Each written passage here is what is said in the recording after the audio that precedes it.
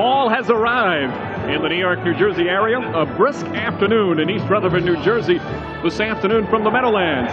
It's the New York Jets hosting the New England Patriots. And hello everyone, along with James Lofton, I'm Mike Breen. The 97 season thus far, a lot of positives for the New York Jets and certainly a lot of highlights.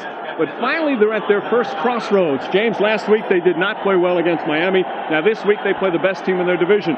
Is it too early to say this is a critical game? I don't think so because, one thing, if you had asked most Jets way back in August before this season started and the Jet fans, will you take 4-4 at the halfway point? Everyone would have said yes unanimously. But if you lose 2 ball games going into your bye week at the midpoint of the season, that could be disastrous and a momentum killer and also quash any hopes that they have of going to the playoffs. For them to avoid a 3-game losing streak, what they've got to do is get to Drew Bledsoe. They didn't do it last week against Marino. They've got to get to him. How do they do it? Well, very few people get to Drew Bledsoe. The one way is straight up the middle. That means Pepper Johnson and Marvin Jones are going to have to blitz, and that's something that the Jets don't like to do. For Bledsoe, he did not play well the last time these two teams went at each other. He said he was too hyped up. But this week, business as usual, right? Well, I don't know if it's business as usual. This guy has finally become a dad on Thursday. He and his wife had their first child, so maybe being a dad will make him a much calmer and nicer guy. Now, Bledsoe might be a little bit calm, but some of the other players, Len Berman, that has not been the case during the week.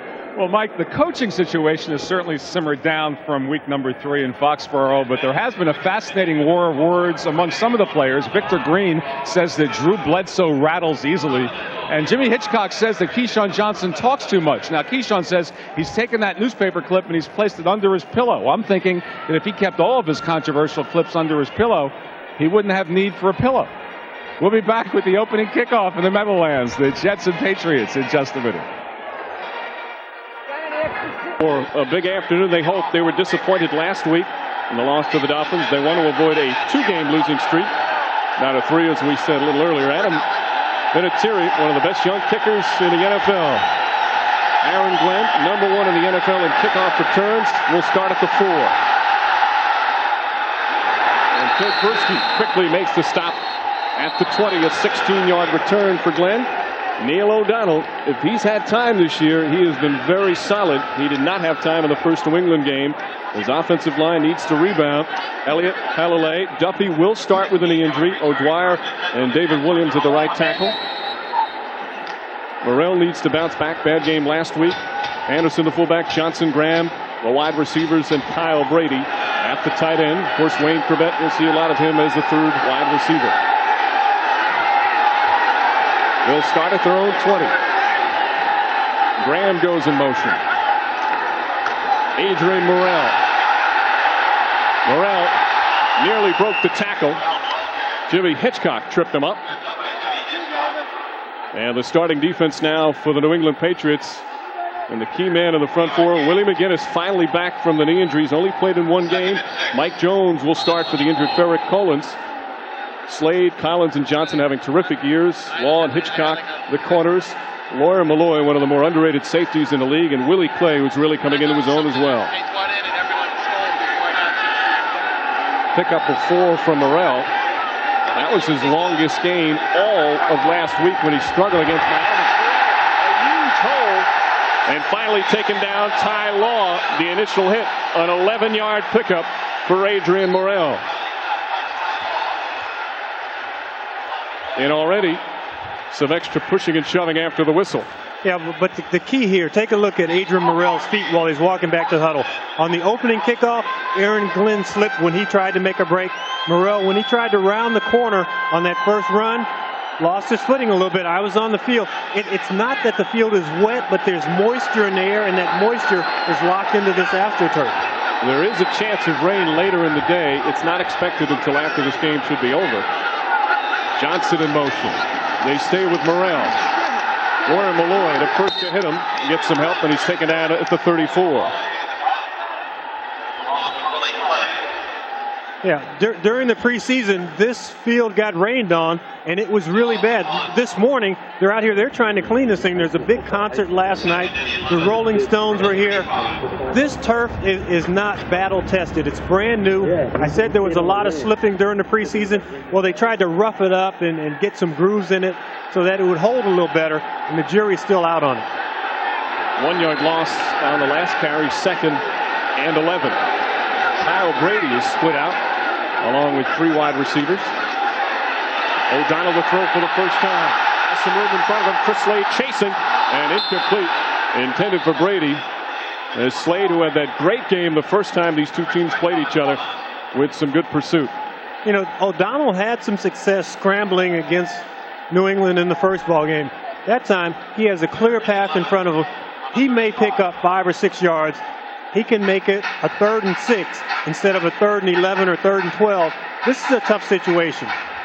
They've been so good on 3rd down. Willie Clay said they have the best 3rd down package in all of football. But that 3rd down package is good on 3rd, 5, and 6 and 7. 4 wide receivers, 3rd and 11. O'Donnell the shotgun, Malloy on the blitz. O'Donnell hit, and it's incomplete.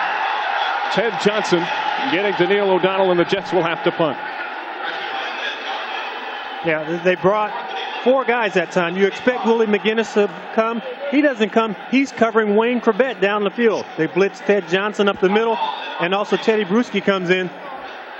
They're confusing the Jets offensive line already. John Hall, the rookie place kicker, also punting. Brian Hansen out with a knee injury. And Hall high but short, make it at the 19. Slowed down by Chris Hayes, but gets a couple of more yards up to about the 33-yard line. Chad Cascadden on the tackle. And John Hall, that one went 46 yards. The rookie doing the punting as well this afternoon. NBC is brought to you by Budweiser, Beechwood aged for a crisp, clean, classic taste. By Acura, the true definition of luxury, yours. By American Express, wherever you are, whatever you're doing, American Express helps you do more. And by AT&T, it's all within your reach. The first time these two teams met each other, it was the return of Bill Parcells. Now it's the return of Pete Carroll. Carroll, of course, the head coach of the Jets back in '94, was an assistant 3 years prior to that. 1st and 10 of the 27 for Bledsoe. Curtis Martin. And Martin gets maybe 2 yards. Not much more than that. Mo Lewis makes the tackle. And let's take a look at the New England offense. The offensive line of having a very strong year. A little banged up. Zephyrus Moss has a bad back, so they'll have to watch him and how he goes during the course of the game. Martin had that great game against the Jets in the first matchup. Byers, who Bill Parcells loves. Terry Glenn, near 100%. Jefferson, and of course the great Ben Coates, perhaps the best in the game at tight end. Bledsoe's first pass complete to Martin. Marvin Jones runs him out. Very close to a first down. They're about 1.5 yards short.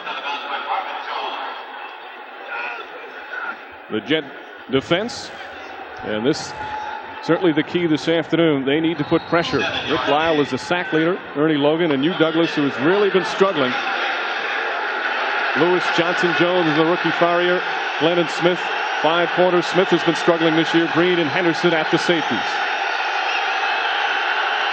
3rd and a little more than 1. Glenn goes in motion.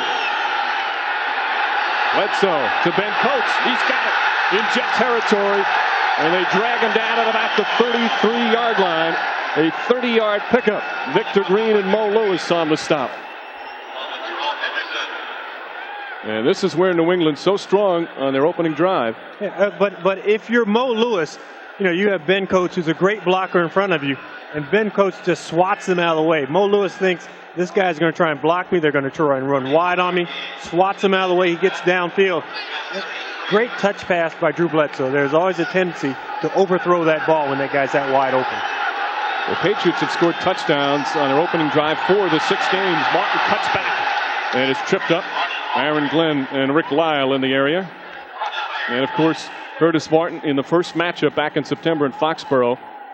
That's his overall numbers, but he had 199 of them against the Jets. Yeah, but that little cutback there is something that, you know, he's very good at, and he has great vision.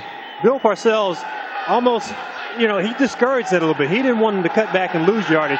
When he came in, Pete Carroll gave him the green light. He said, you run wherever you want to. You can do it. You're the man. 2nd and 5.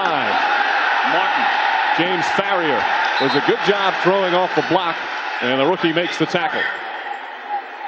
I think for Bruce Armstrong, a guy who has blocked against everybody in the AFC, going against Ferrier, he has to learn what he can do. He's used to going against Bruce Smith, anybody else that you'll throw at him as an all-pro. Ferrier is learning his game, his #1 pick, a guy with a lot of speed. And sometimes when you're a big guy like Bruce Armstrong, you think those speed guys are going to try and run around you. That time, Ferrier did a great job in holding his ground, but I would say Bruce Armstrong will win his share of the matchups today. 3rd and 4. Jefferson in motion. They got 2 tight ends in. And a lot of movement on the line. First flags. And Tom White will be our referee this afternoon. False start. Offense. Quarterback pulling out without the ball. 5-yard penalty. 3rd down. Tom White, a former running back at his high school in Philadelphia. They make running backs a little bit bigger these days. I knew you weren't going to say pro running back. But these guys are athletes, and you should watch them during pregame warm-up. They come out, they're running, they're stretching, they're doing just like everybody else. They're just not doing it as fast. 3rd and 9. A penalty on Bledsoe.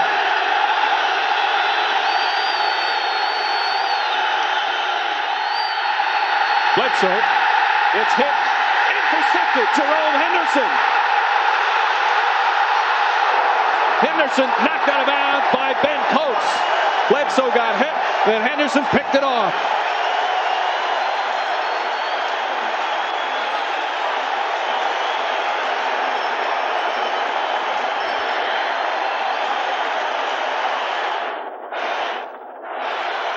Two things happen. First, the penalty kills them. They end up in 3rd and 11.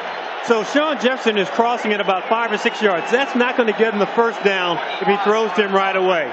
Sean Jefferson will come into your screen, crossing right there. There he is. He's open, but he gets flushed. He tried to throw to him late, off the mark. Jerome Henderson picks it up, and a lot of speed by Ben Coates to run this guy down, even though he had the angle on it. Ernie Logan made the hit as he was throwing it. Hugh Douglas made initial contact. As O'Donnell throws, complete. Baxter, the tight end, breaks 1 tackle and taken down at the 22-yard line. Fred Baxter is becoming more of a receiver. That's his 10th reception of the season. He had only 7 all of 96. And Chris Slade came over to the sideline after that play, and he was motioning at Willie McGinnis. McGinnis is not in the ball game right now. He is going to be their rush guy. He's not 100%. That knee isn't ready to go every down, but they need him in the ball game. And Slade is saying, hey, we're in a critical part of the field. Get this guy in the ball game. 2nd and 3. Adrian Morrell. He's got the first down. Lauren Malloy. And one of the officials taking a shot as well. Malloy and Ted Johnson make the tackle. Ed Kuchart, the umpire, a little shaken up on the play. Yeah, and Kuchart really comes up and feels well on this. The officials want to get out of the way. He takes that one right in the gut. You can see his hat go one wide. And I think his head hit whistle. the turf. Yeah. These guys are so vulnerable. I've often wondered, you take a baseball umpire, and that guy will wear the flak thing, the helmet. I think that these guys need a little bit of protection. Maybe even like a thing like boxers wear when they're warming up, just to protect the back of that head so that they don't get hurt. You see, when he goes down, the first thing that hits is his head. Now, all the players have on helmets, and they're protected. These guys are out there. They're very vulnerable. They do their job. They're in the right place. That time, he's supposed to step up toward the line, which is what he did. Adrian Morrell cuts back, and he cuts back right into where Ed was, the umpire. Especially the umpire. They tend to get in that situation quite a bit. And the Jets medical staff attending to Kuchart.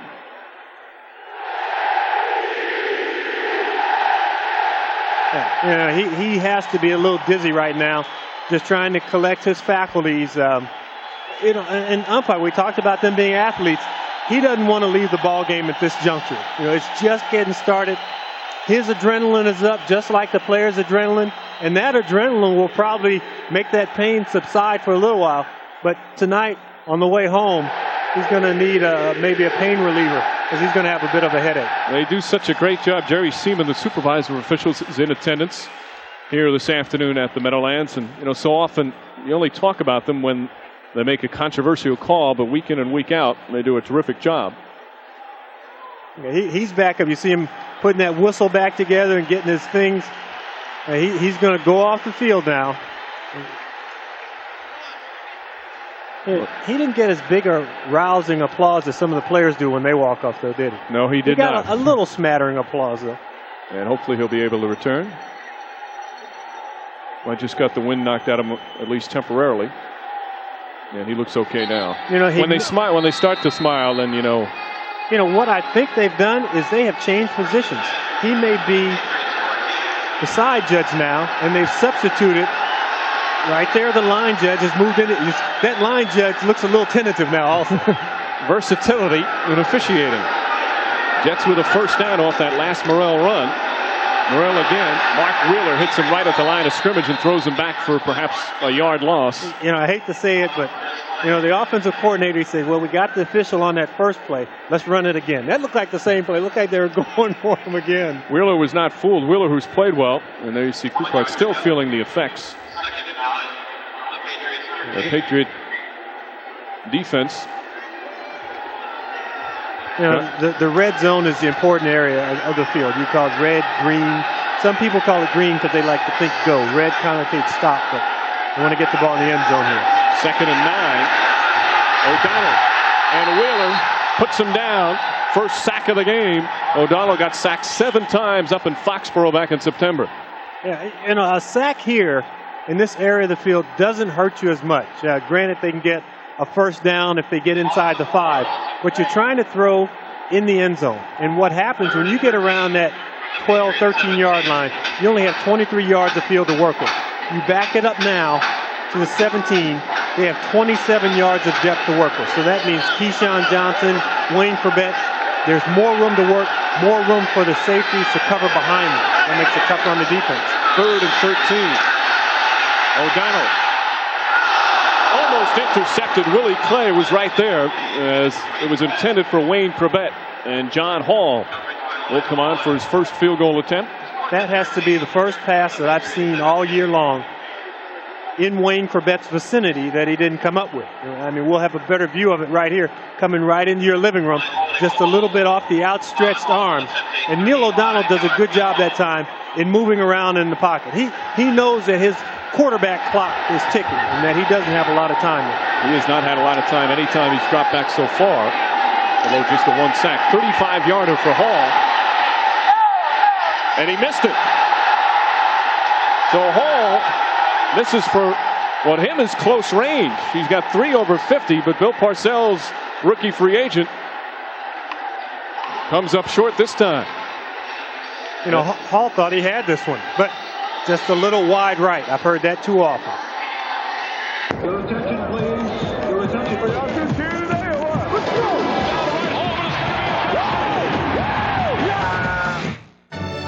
This is the NFL on NBC.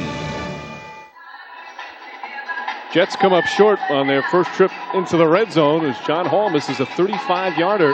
He's missed actually 3 field goals, 35 and less, whereas over 50 yards, he's 3 for 3. Well, and John Hall does like a little tomahawk thing, and we thought he was lining it up right in the middle of the goalpost. He says it's just a little bit to the right of center. This is going to sound crazy. College goalposts are a little wider.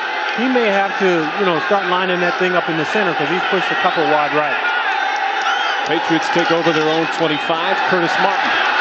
Martin finds a hole and inches up to the 31-yard line. James Farrier in on the tackle. And let's get an update on Ed Kuchart. Len Berman. Mike, maybe a first. An injury update on one of the officials. Ed Kuchart had a bruised back. He's okay. He missed 1 or 2 plays. He's back in there. He's a trooper.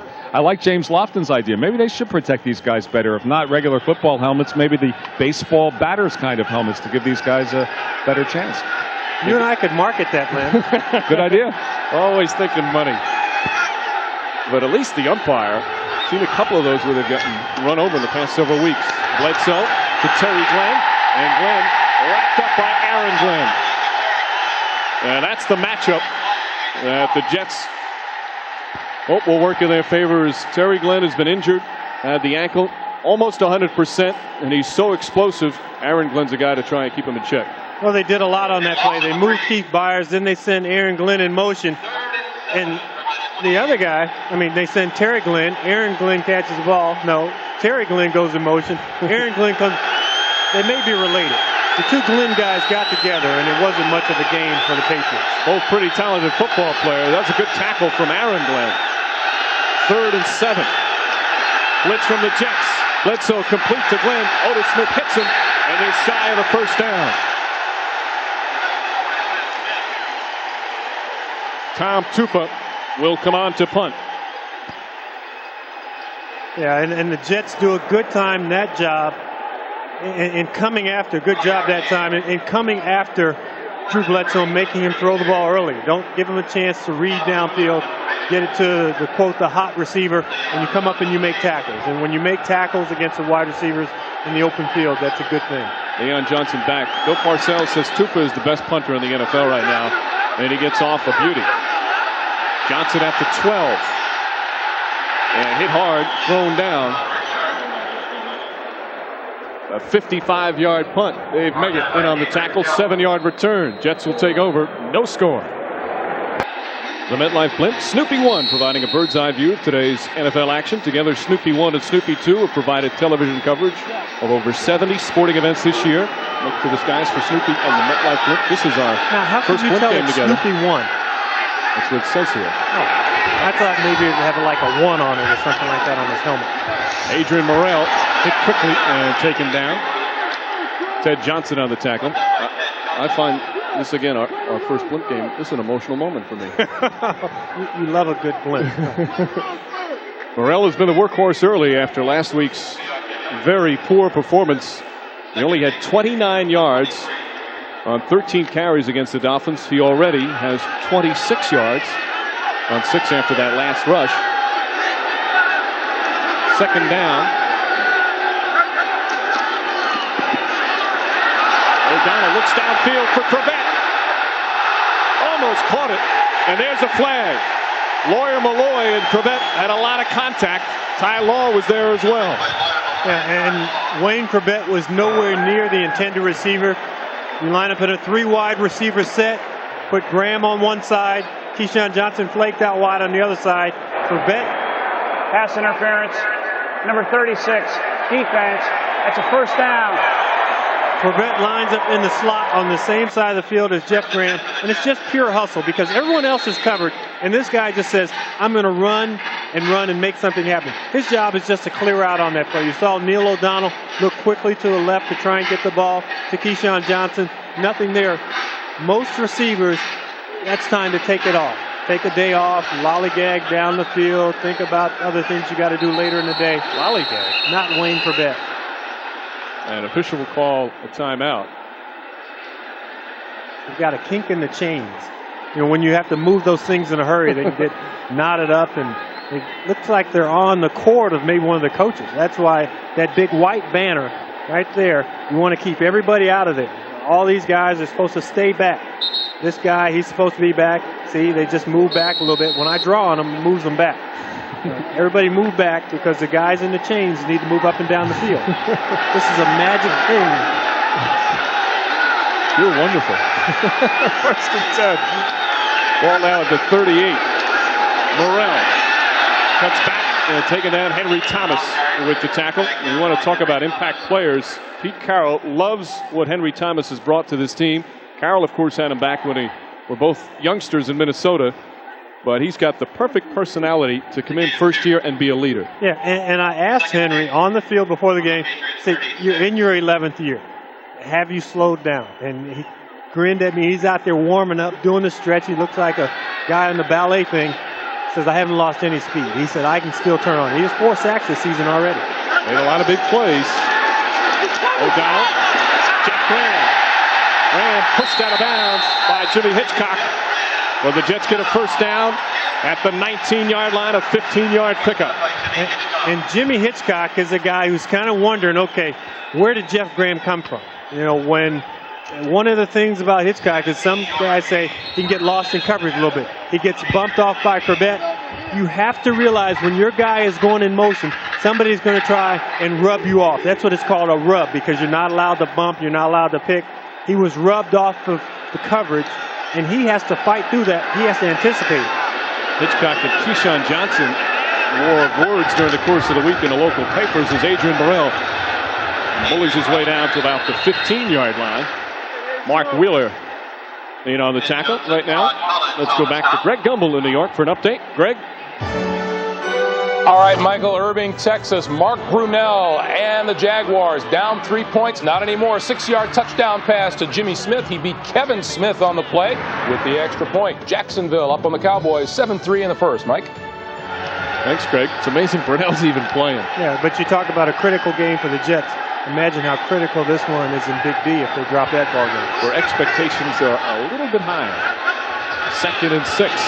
Morrell quickly hit and taken down. Todd Collins shook off Richie Anderson's alleged block and made the tackle. Yeah, but sometimes, you know, if you're blocking at the line of scrimmage, you expect the guy to go in the hole. Adrian Morrell is a cutback, bounce out type of runner, and he's supposed to run it up in there.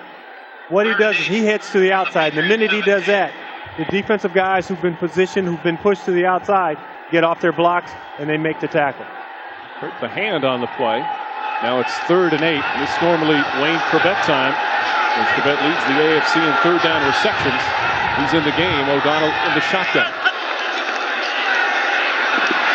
O'Donnell has time, goes for the end zone for Johnson, and he's out of bounds. Jimmy Hitchcock, the two pals, I'm sure, looking forward to going with each other. Good coverage from Jimmy Hitchcock on that one. Now, it would be interesting to have the transmitters hooked up to these two guys' mouthpieces to see if there's any talking going on at all. Keyshawn Johnson, he's not the primary receiver there. That's why he just bends a little lazily to the outside there instead of really squeezing the field and giving Neil O'Donnell the big target to throw that ball in. Another 35-yarder from Hall, who missed his first attempt today from the same distance. And this one is good. There was a second where you thought maybe it might go wide right again, but the Jets are on the board. The NFL on NBC next. That's backup quarterback Glenn Foley, a guy who Parcells calls a street fighter. Well, he needs to be a little more tender with his hands now, because with Brian Hansen, the punter, out, Glenn Foley becomes the holder for John Hall. And Hall had missed 2 in a row with Foley as the holder. And that time, that kick, Hall just tried to nurse that one through, and he and Foley have to get this thing worked out, kicking the ball. They'd make it back. Hall credits Hansen for a lot of his success. And there's the touchback. Number 21 on the season for John Hall. And that's more than the NFL leader all of 96. So Bledsoe will come back on once again. Bledsoe. See, that's the problem. The Jet players are just too small nowadays. That guy, he sprinted out there. He got that tee off the field, and he's wearing that big jersey. So he needs to tuck that thing in, or the uniform guys are going to find him some money. See, now I know you're old, because that's the style now. The baggier, the better. Bledsoe on 1st down. Curtis Martin. Pepper Johnson made some contact, as well as Hugh Douglas, as Martin got up to about the 25. A 5-yard pickup. Bledsoe, as we mentioned earlier, became a dad on Thursday for the first time. Stewart, 6 pounds, 2 ounces. Stewart McQueen, right? That's right. He said he was very proud of his wife and how tough she was. Yeah, but he takes his wife to the hospital, stops for gas, stops to get himself a bite to eat in the morning. So, she'll have the baby 6 or 7 hours. So 2 hours after they get to the hospital, little stew pops out. Bledsoe complete to Coates, and Coates quickly brought down by Otis Smith. Yeah, good downfield coverage. Aaron Glenn on Terry Glenn. That's where Drew Bledsoe was looking. They're running a corner route where he starts to the inside, goes back to the outside. And Terry Glenn is a guy who, a lot of skills, but his rookie year he had a hamstring injury. He got the verbal abuse from Bill Parcells. And this year he's had an ankle injury, so he's never really been at full speed. Whereas Aaron Glenn is just a tough nut. He has a little mini cast on his right hand right now. He's playing through that. He hurt his thumb in practice on Friday. So that will end the first quarter. Patriots have a 3rd and inches coming up. Jets lead at 3-0. Broncos the Raiders. John Elway leads the league's only undefeated team against Jeff George and arch rival Oakland. Or the Dolphins face the Ravens, or the Steelers beat the Bengals. The NFL on NBC next. Quick first quarter at the Meadowlands. Jets leading. And you see number 99, Hugh Douglas. It has been a rough stretch for him. I think Hugh has a bit of a legitimate gripe. He's been moved from the 4-3 to the 3-4, but he dropped about 15 or 20 pounds to play in the 4-3, so he'd have more speed. Keith Byers gets his first call. And the Patriots say they have it. Bledsoe signaling. If it's on the line, they have it. Yeah, it's on that line. All you have to do is touch that line, and you have the first down. And Tom White makes it official. Byers makes his first appearance for Pete Carroll and gets the first down. Yeah, but back to Hugh Douglas. I mean, here's a guy who weighed about 285 pounds last year. They say, we're going to play the 4-man front. You're going to be an outside-in pass rushing. Lose some weight, so you have that speed. Well, he lost the weight. Then they switch him to a 3-4. And the 3-4, you have to play right in front of him. And Drew Bledsoe calls timeout. I think substitution problems right now. Ben Coates walked off. He was limping. Sam Gash started to run on the field, then came back out. And the Patriots have to burn a timeout here in the second quarter. NBC is brought to you by Chevrolet Trucks, the most dependable, longest-lasting trucks on the road. By IBM, solutions for a small planet. By Nike, who encourages you to participate in the lives of America's youth. And by Frost Brewed Coors Light, who reminds you the 3 most important words are, "Hey, beer man." Overcast October afternoon in New York City. And across the river at the Meadowlands, Jets leading 3-0. First and 10 for the Patriots. All at their own 30. Curtis Martin breaks a tackle and keeps going all the way up to the 45. First down for Curtis Martin on a 15-yard run. Glenn and Jerome Henderson finally bring him down. And that's the beauty of Curtis Martin. He doesn't give up on any runs. A very difficult man to tackle. Yeah, but so much in football is made of getting, the number of guys in the box. And that time what they do is they split Sam Gash, the fullback, out. It takes away one of the defenders. It takes one of the linebackers away from the line of scrimmage. Instead of playing a 3-4, you're reduced to playing a 3-3. And you do that, we know where we can run. And Larry Kennan and Carl Smith get together with this game plan, and every once in a while you can trick the other guy. You can't do it very often, but every once in a while you can do it. Coates moves back in, goes in motion on first down. Bledsoe got out of the line of scrimmage. Eddie Logan got his hand on it. And you don't think of Drew Bledsoe being 6'5" or 6'6", him getting balls knocked down. But one of the things that he does when he gets a little sloppy is he throws the ball from a lower position than normal. He would like to throw this ball over the top, and that ball is coming in right about that level instead of up here above his head. And that's where he gets his passes knocked down. Logan's played a bunch of different positions. Defensive tackle, nose tackle, defensive end. All this year. Martin on the pitch. Doesn't go anywhere. Aaron Glenn. Pepper Johnson got in his way early, and then Glenn made the tackle. Well, Troy Brown, the wide receiver, he comes in motion, and he's going to crack on the defensive end. And a lot of times when that happens, the DBs follow him in there, and then they watch the play because there are a lot of big guys in there. You have the lineman pulling, you have a fullback leading. Those guys don't want to get mixed up in the play. Aaron Glenn, the smallest defensive player on the field, stuck his nose in there, made that tackle. Little guys who play big, that's what the NFL is all about. 3rd and 11, Bledsoe in the shotgun.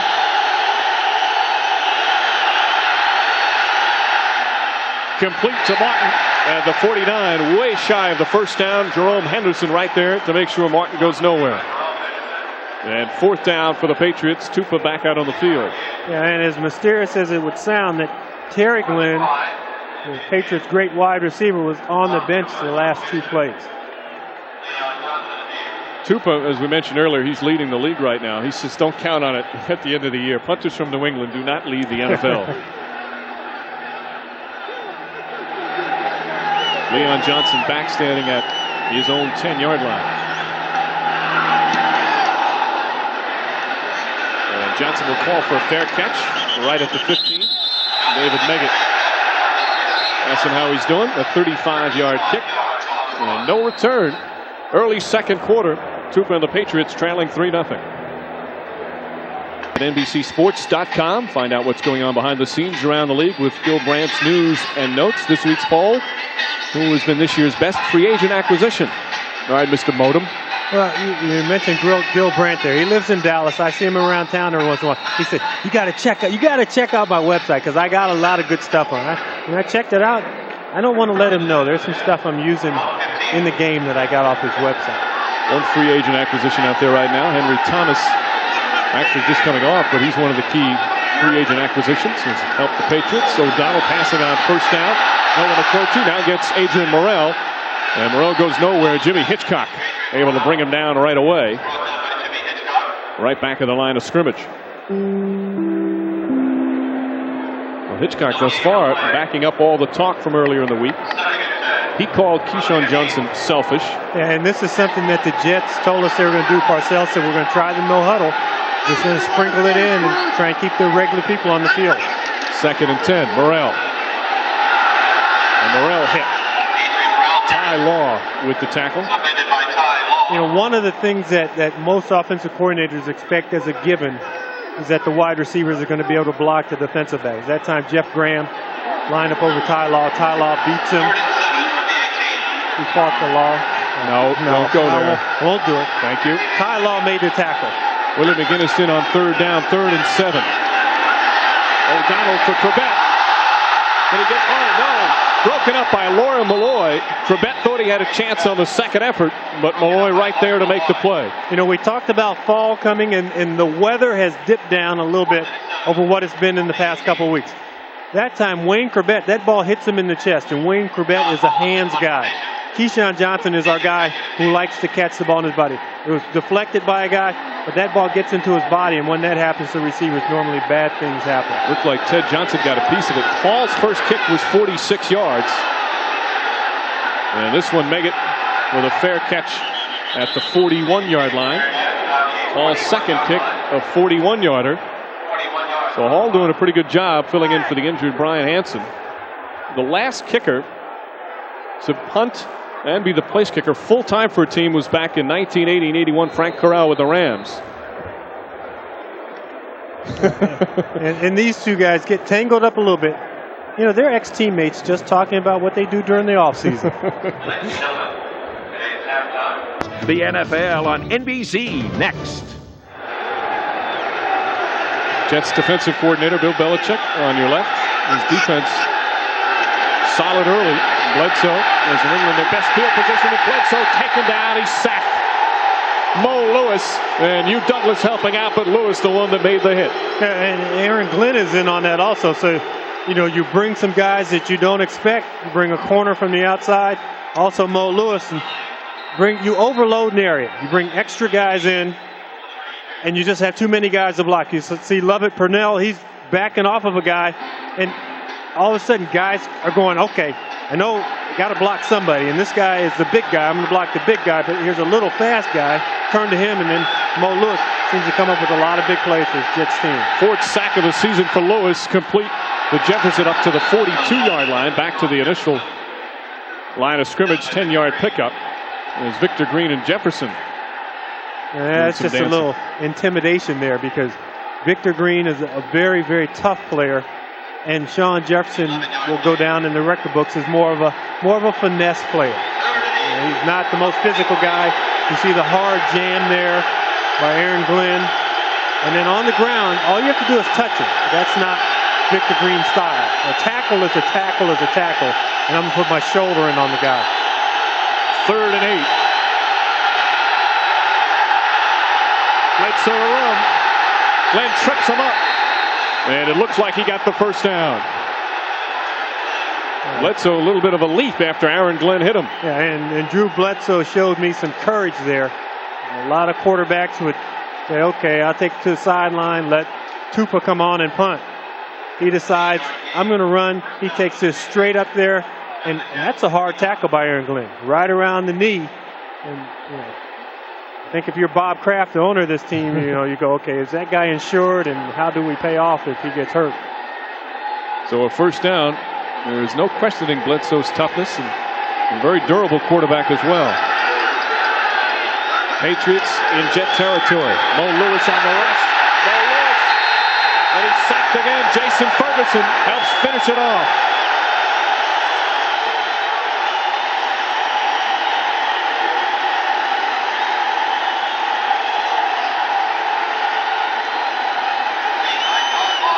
They have just a little bit of a stunt on.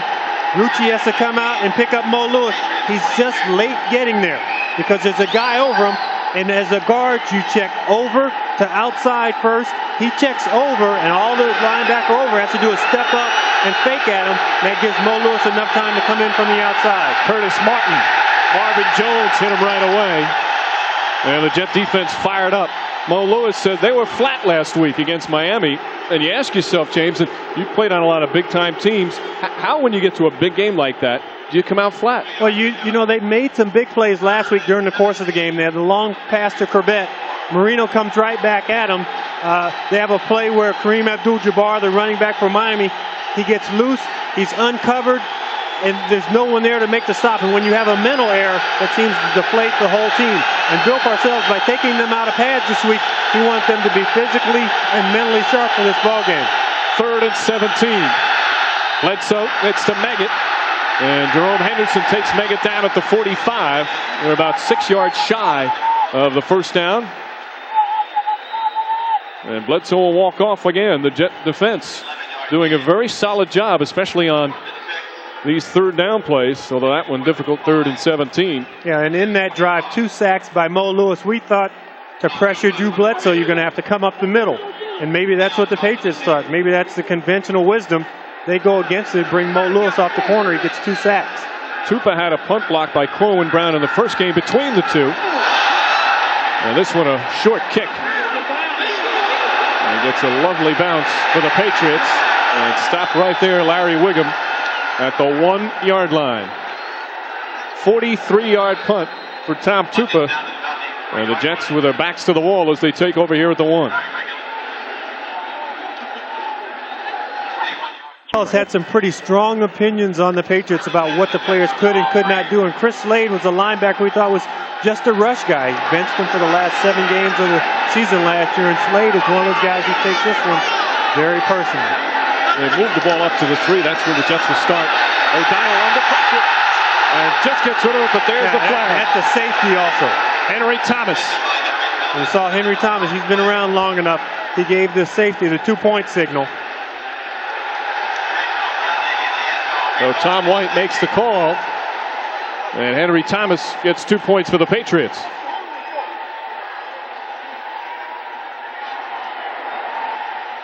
Now, Neil O'Donnell, you have to know exactly where you are on the football field. But that time, Matt O'Dwyer just gets beat right around the corner, up the middle. And Henry Thomas told me, he said, Matt O'Dwyer is strong, but I can give him a little move and get past him. And that time, he gets into him very quickly. O'Dwyer can't get the arms extended. When you can't get the arms extended, you can't lock that guy out and keep him away. Neil O'Donnell, he's defenseless in this one. We'll look at it and we'll say, well, O'Donnell should have gotten rid of the ball. He doesn't have time to get rid of it. And really, giving up 2 points is better than throwing an interception and having someone run it back for 6 points. So it's now 3-2 here at the Meadowlands. Right now, let's go back to New York. Greg Gumbel, another update. Greg? All right, Mike, up until just a moment ago, the Dallas Cowboys, the only team in the league without a rushing touchdown. Emmitt Smith, number 116 for his career, his first of the season. A little satisfaction for Emmitt Smith as Dallas takes the lead on the Jaguars. Mike. Looks like he was going to linger there for a while. Well, he hadn't been in there since last November in quite some time. So O'Donnell unable to get rid of the ball quick enough. And it's 3-2 here in the bottom of the 7th inning. Which is appropriate, World Series weekend and all that. Hall will kick it from the 20-yard line. Meggett is back at the 6. And taken out at about the 29-yard line. 23-yard return. Gerald Soule made the initial contact and Raymond Austin on the tackle. Remember, Hall was kicking that from way back at the 20. Into the wind. There's no question about the leg strength from the rookie free agent from Wisconsin. The teammates actually like him. The guy likes to tackle, physical out on the field. Hey, Kicker's usually isolated. He's just a rookie. They're just getting to know him. But you're right. He's not one of the other guys. He's one of the guys. 1st and 10 at their own 29. Curtis Martin. Martin hit Logan the initial hit. Maybe about a 3-yard pickup. Let's go back down to the field. Len Berman.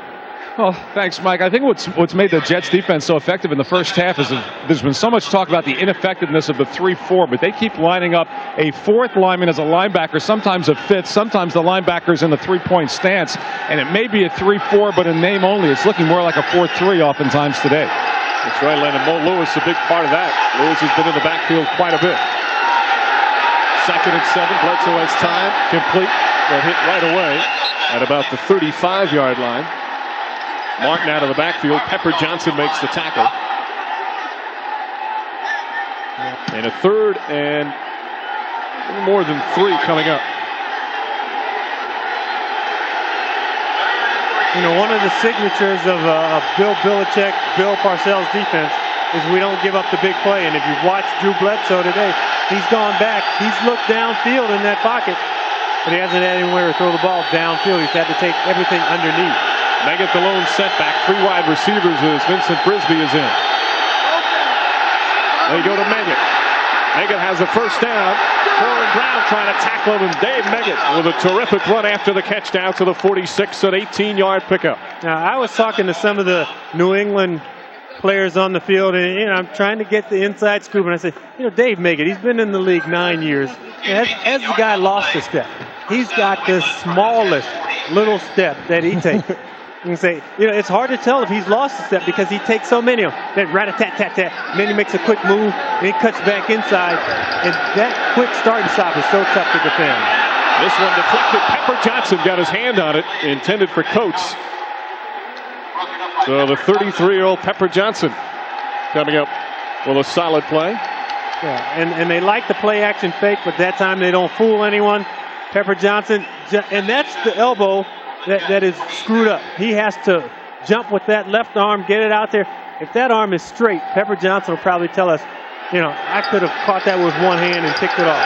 That's what he'll say after the game. He didn't get much height on that jump. The vertical leaves you after a while. Martin on 2nd and 10. Mo Lewis gets him from behind. Marvin Jones is waiting for him as well. It's very critical when you're a Patriot lineman or a Lubbock Purnell who came in. Pepper Johnson's down. And the Jet medical staff quickly runs out on the field. His hand is going toward his left leg, so they'll listen to him, then they'll examine whatever area they think is wrong with him. Sometimes when you go down, you're hurting all the time while you're playing football. You can go down and not really know specifically what hurts. All you know is that you can't stay on your feet, and there's something wrong with it. It's Pepper chasing the play. You just get in piles. With your own guy diving on you, another guy diving on you. Johnson in his 12th year in the league. Still doing some good things for Bill Parcells. Parcells, the best thing he can say about him is whatever he's got, will get. As Pepper Johnson, as the old cliche goes, always leaves everything out on the field. But he is certainly shaken up on this play. Pepper comes into this picture from the left side of your screen, right there in the middle, on the bottom of the pile. And nothing apparent happens to him. His backup in this situation is Dwayne Gordon, and he's a solid backup. Early on in the season, he and Pepper were splitting a little bit of time. I think Pepper went into Bill's office and said, Bill, I think I can handle this by myself. And you haven't seen Gordon on the field as much, but Gordon has been out there and he's had some snaps. If there's one guy that Bill would want to go out onto the field with and see how he is, it would be Pepper Johnson. It's probably taken all of Bill's reserve to hold himself back right now. Wayne Gordon starts to walk out on the field. The respect those two have is something special, and the respect the players have. Johnson voted the defensive captain. You can see all the Jets standing around. One of their leaders down.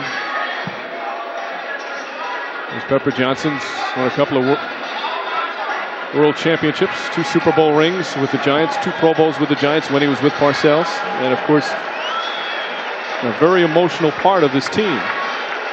Yeah, and you know, Keith Byers, he was the best man at Keith Byers' wedding. So I mean, these guys are, you know, it crosses lines. You know, sometimes it's a guy on the other team, but you can see Byers, the look on his face. He went out there to check on him. He wasn't on the field, but he went to check on one of his best friends. And it's not a good sign as Johnson walking out cannot put any weight whatsoever on that leg right now. And he's playing a very strong game early on, already with 5 tackles. 3rd and 9. Flags. Bledsoe complete to Glenn, and Aaron Glenn slows him down just enough for Victor Green to finish it up. Yeah, but the Patriots will get another shot at this. Chad Cascadden just a little bit early getting off the mark. So Tom White will speak with his colleagues.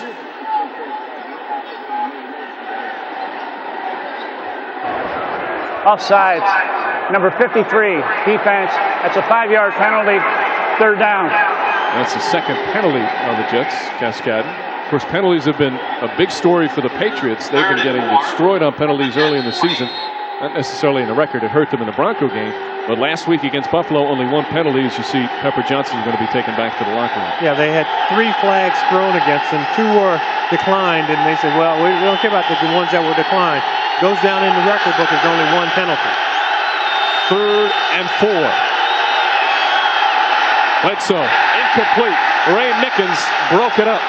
Yeah, Mickens broke it up, but Mo Lewis forced the quick throw. He comes in untouched, and you know, you need a huddle amongst your offensive linemen, because if they're going to delay blitz you, you have to close those gaps down. You can't just move to the next guy. Everyone's blocking, but there comes Mo Lewis, just fast enough for Drew Bledsoe to realize, I don't have time to wait for somebody to get open. I need to get rid of the football. And feel bad for Pepper Johnson as he's going back. You can see the look on his face. Patriots will go for it on 4th and 4. Flags on the play. Bledsoe under pressure, and he's going to be taken down. They're trying to blow the whistle to stop it. Yeah, but down here at the bottom, Aaron Glenn did something real foolish. There's a little jab move that you can do at the wide receivers. He did that jab move and actually came across the line of scrimmage and touched the wide receiver. So the play stopped right there. You know, that confusion at the end should have never occurred. You got to blow the whistle louder than that. But Aaron Glenn just, you know, a little premature in his movement there. There he is right there. Have encroachment. Number 31, defense. That's a 5-yard penalty. 1st down. There's no foul and a hit on the quarterback because the whistle could not be heard. 1st down. It is loud here. The whistle's difficult to hear as Glenn with a costly penalty because that moves the chains. They're down at the 35. You know what? If he can amplify his voice, why can't he turn that on when he's blowing the whistle to protect the $42 million man back there? 1st and 10 for New England. Curtis Martin. It's maybe 4. Gang tackled. Dwayne Gordon and Jason Ferguson in on the stop. You know, Curtis Martin, not a guy who's going to beg for the football, but he has to be thinking in his mind, you know, granted we pass the ball well, we throw it around the field. Feed me the ball. Let me get going here. 11 carries already in the 1st half. Here's a guy who carried the ball 40 times in the 1st meeting. He wants to get his runs in so he can control this ball game. Martin on 2nd and 5, very close to a 1st down. And just a little bit of a bend back. We talked to Ben Coates, and he said this guy just has such great vision, you know, running the football. Bruce Armstrong commented, you know, we don't draft this guy high, but in training camp, his rookie year, you know, you watch him break off a couple of runs. The thing that really caught Bruce's attention is this guy went to Bill Parcells and said, how do I become a better blocker? He said, I know I can do it running. And he said as soon as he heard him ask that question, he knew this guy was going to be a quality running back. 3rd and 1. Frisbee in motion, Bledsoe himself.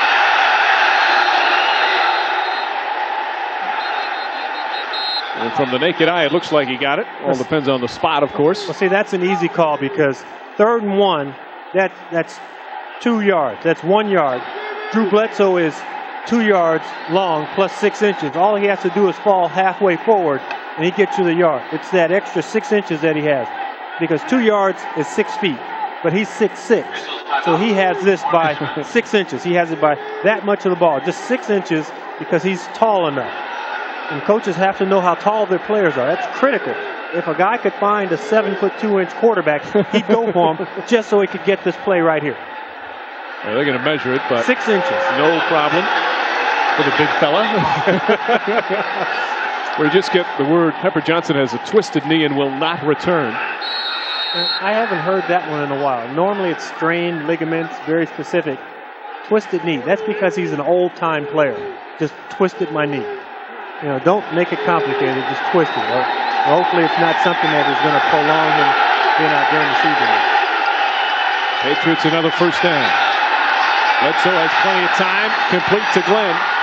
And Glenn gets down to about the 18. Aaron Glenn again makes the tackle.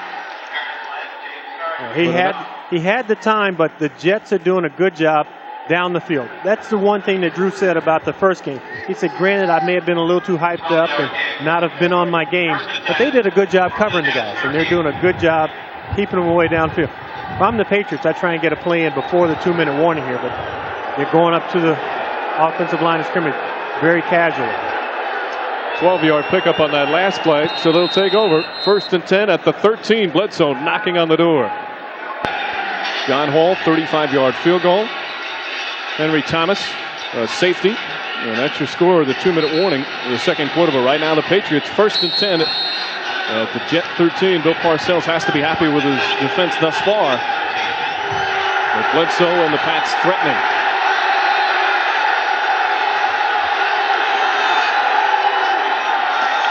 Curtis Martin. Martin down to about the 8. Marvin Jones on the tackle. Coming up at halftime, it's the Domino's Pizza NFL on NBC halftime report. Greg, Chris Collinsworth, Joe Gibbs, Sam Weish bring you all the scores and highlights. Plus, Chris sits down with former Raiders and present Bronco head coach Mike Shanahan about the bit of rivalry between those two teams, all coming up at halftime. That's the job I want. Sit around, talk about football, and eat pizza. 2nd and 5. Martin hit and taken down. Jason Ferguson with a nice tackle. Yeah, you know, you would think that they might be trying to throw the ball in the end zone. They're going to try and run it in with their first 2 shots, which is what they've done. Now they say, okay, the minimum that we're going to get out of this is 3 points. We're not going to get down here, get crazy. Because that red zone, it gets so tight down there, you don't have a lot of pass plays. If you try and pass all 3 downs, you end up running the same play twice sometimes. 3rd and 3. Bledsoe doesn't have anyone and throws it away. Excellent coverage, and Mo Lewis put on some pressure. Vinatieri will come on the field and try to extend the consecutive streak that he has right now. I talked about Sean Jefferson not being physical, and he's the guy who cannot get off the ball at the line of scrimmage. Actually, he's in here, and they switch. When he can't get off the ball at the line of scrimmage, it just screws everything up. Because Glenn wants to come out and get in that route. They do a great job switching. Adam Vinatieri, 12 for 12 on the year, 20 consecutive, longest current streak in the NFL. This is a 24-yarder. And the second-year man out of South Dakota State remains perfect in the 97 season and gives the Patriots the lead. The Jets still have all 3 timeouts remaining here in the final minute of the first. Their first lead, 5-3, here near the end of the second quarter. Last night, World Series Game 1 was all tied up until Moises Alou stepped to the plate. The 0-2 pitch, hit deep to left. If it's fair, it's a 3-run homer. It's out of here. Game 2, the Indians and the Marlins tonight, immediately following the NFL on NBC. Exciting game last night. When you were a kid, did you ever play baseball like in the street on your block and you hit the ball and it goes in somebody's backyard? All the time. That's when you really get a home run. There were some good neighbors, and there were some not so good Some neighbors. wouldn't give you the ball back. Some were very nasty. Vinatieri, very short kick. Glenn at the 8. Aaron Glenn thrown down. Lovett Purnell with the tackle, and the Jets will take over 12-yard return. Jets have all 3 of their timeouts remaining. O'Donnell with 39 seconds to work with. See, now there are 2 ways to do this kickoff thing. One, you can kick it like Hall into the end zone, or you can do it like Vinatieri and hang that ball up where it just like stops in the air, and you get a great job of your guys covering. Because here's Glenn, he's waiting. And that ball just doesn't get down there, and the Patriot guys have enough time to get down there and run up under it. And they're, of course, they're going to try and pull the ball out here. He's not going to give it up. O'Donnell in the shotgun, 4 wide receivers. Quickly goes Dedrick Ward. Makes the catch up to the 29 and gets out of bounds. Only 3 seconds tick off the clock. Take your shots up the field. First down is actually the down to do it. You have these guys thinking, they're not going to try anything deep, and that's when you go deep on. 5-yard pickup. O'Donnell dumps it off Leon Johnson. Johnson up to the 36, and the Jets will have to use now. And they do right away. Only 8 seconds go off the clock. 11-yard pickup for Johnson. 30-second timeout. That's the first down. There's the time remaining in the second quarter. Of course, after this one, more terrific NFL action for you right here on NBC. Coming up next on most of these NBC stations, game 2 of our doubleheader. Miami and Baltimore. And, of course, Denver and Oakland. The Raiders need a win. Check your local listings for the game in your area. Everybody talks about the intensity of that Denver-Oakland matchup. I played in a couple of those while I was with the Raiders, but it was Denver-LA then. The Broncos and the Raiders, you hear it over and over, the cliche, they do not like each other. Trust me, they don't exchange gifts at holiday season. How about hate? Is hate too strong? I don't want it. My wife told me I can't say that on the air. Sorry, Mrs. Johnson. 1st and 10. O'Donnell under some pressure. Nobody's open. Now looks downfield for Corbett. Corbett tries to haul it in, but he was out of bounds. Willie Clay was right there with him. As soon as you said nobody's open, I knew he was going to throw it to Wayne Corbett. Because if nobody's open, that's the guy who, if I'm Neil O'Donnell, that I have the most confidence in.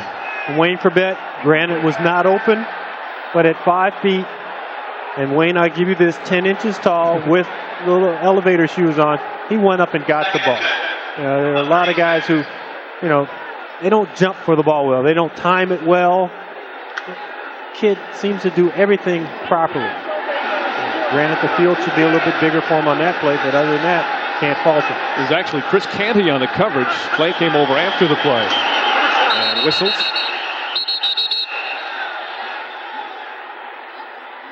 "18 seconds remaining."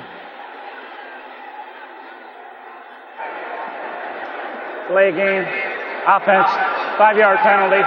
2nd down. And Bill Parcells, he feels O'Donnell again with the weapons. They can move it downfield. An offensive penalty that they burn time off the clock. So just at the end of the ball game? Well, they put it back up to 20 now. O'Donnell under pressure, gets away, fires downfield, incomplete. Dedrick Ward was in the area. Larry Wiggum right there. Dave Meggett's running out on the field, clapping, congratulating the Patriots secondary.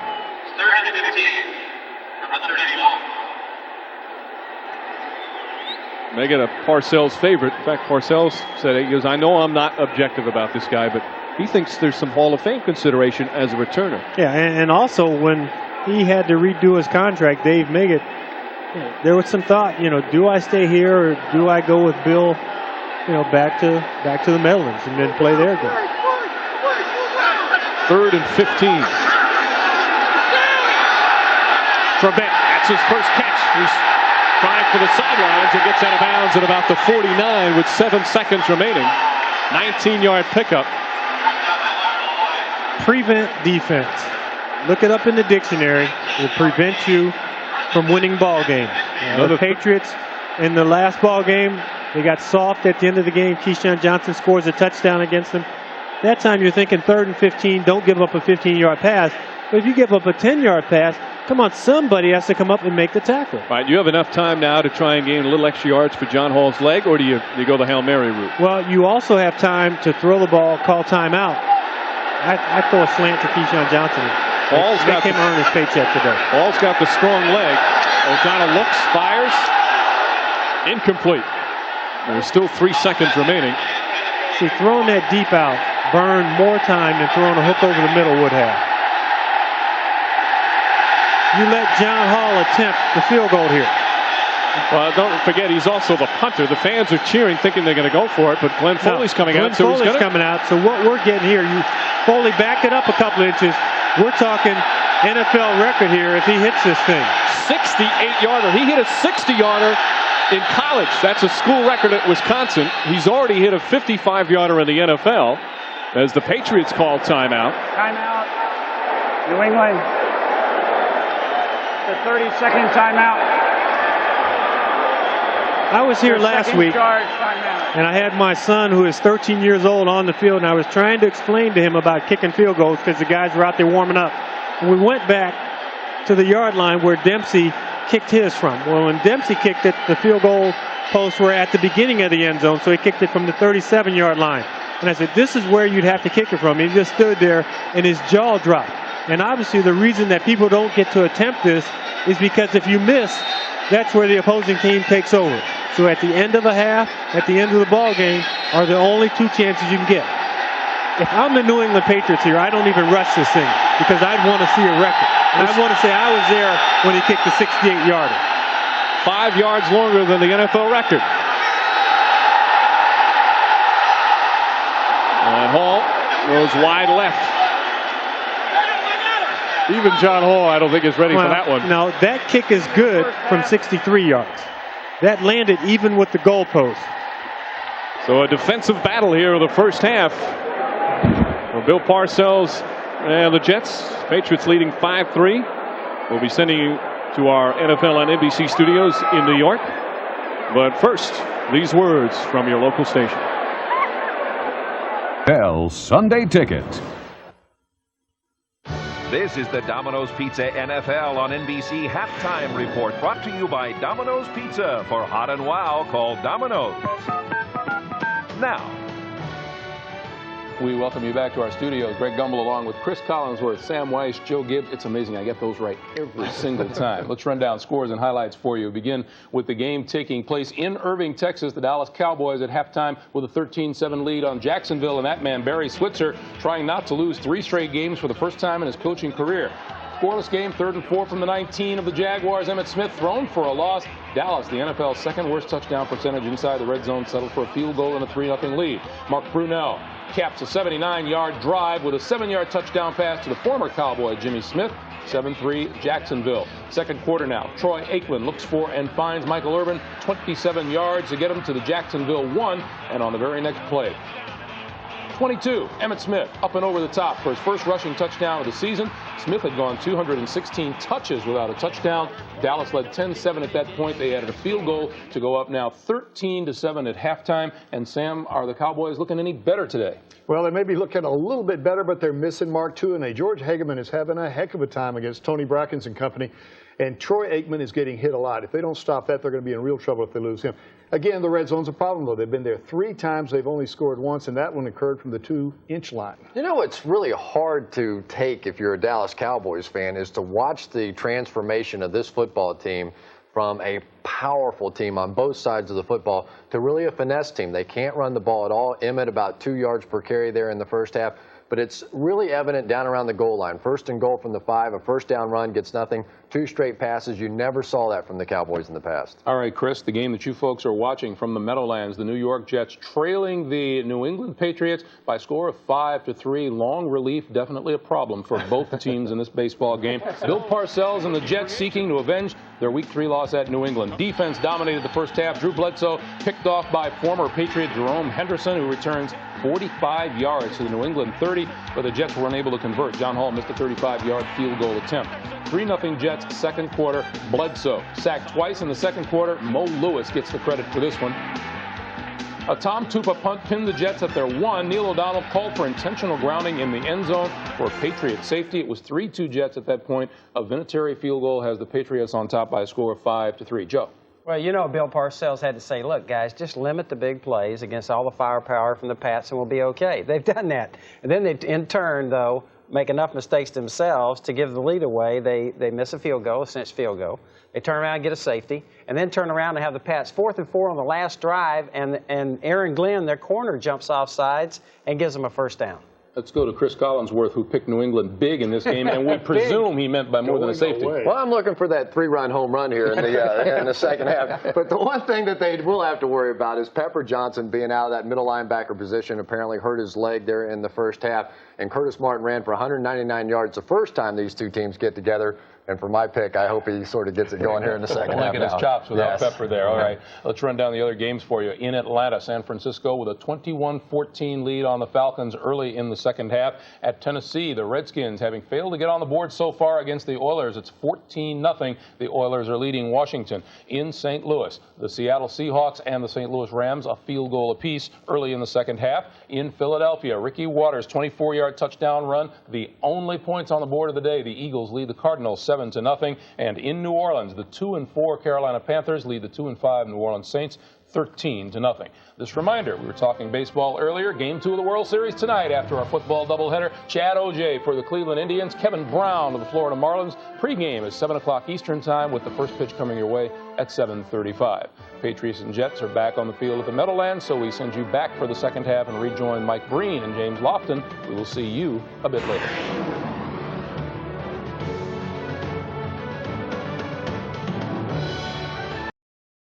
Half as the Patriots leading the Jets 5-3. Hi again, everyone. Along with James Lofton, Mike Breen on hand. Really solid performances from the defense. Maybe more surprising how well the Jet defense has played. Well, the Jets defense played well against the Patriots in the first ballgame. I think if I'm one of the offensive coordinators in this ballgame, I figure out what can I do to try and win this ballgame. And I think it's simple. You try and run the football. You don't want to make a mistake in the passing game where you've had problems scoring all overall. So you want to just run the football. Make it real clean and simple. You look at the stats.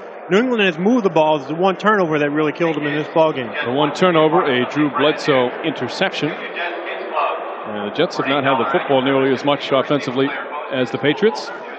And right now, let's go down to the field. Len Berman.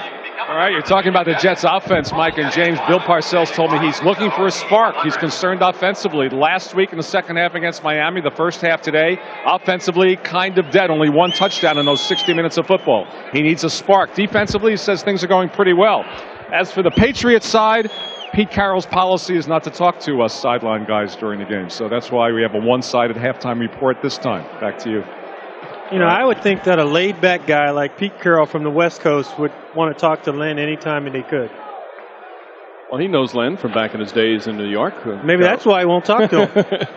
And, of course, one of the highlights of the first half, even though it was far from being good, John Hall attempting a 68-yarder.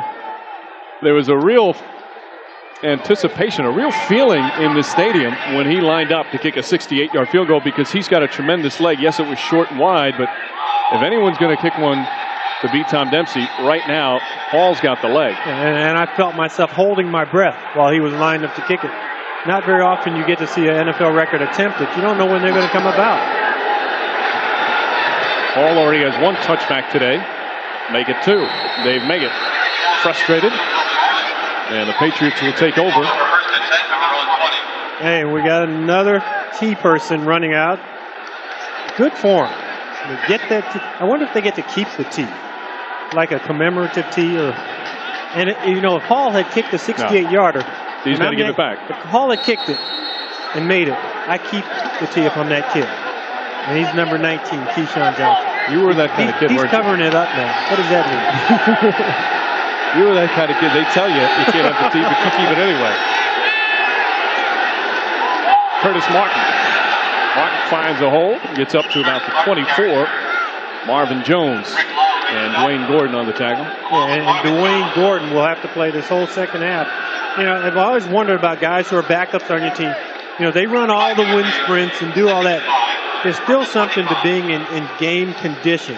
And until you play a couple of games and get that, you know, second wind type of thing down under your belt, you can be out there huffing and puffing.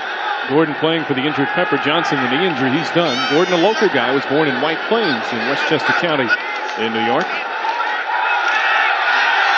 Well, they lost a guy in coverage. Wide open is Troy Brown. Otis Smith tracking him down, and Brown breaks the tackle.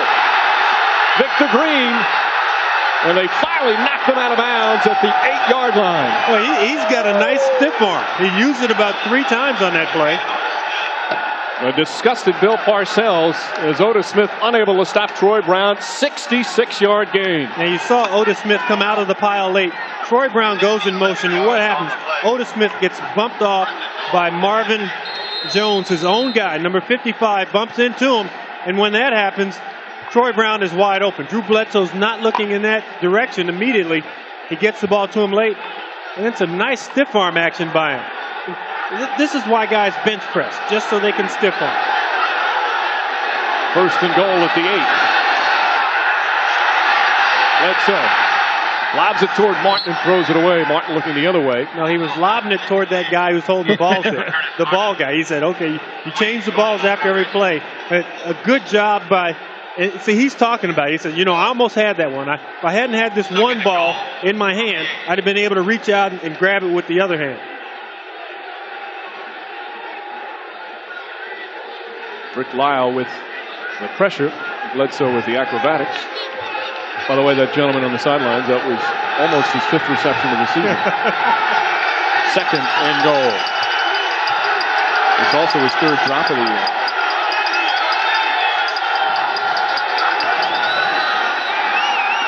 Play fake. Bledsoe lobs. Coates is wide open. Touchdown, Patriots. Van Coates, his 4th touchdown reception of the season. And Victor Green is getting all in James Ferrier's ear because that's Ferrier's guy. The coach does a great job blocking down. We saw him on the first play of the game where he tossed Mo Lewis out of his way on a run play fake.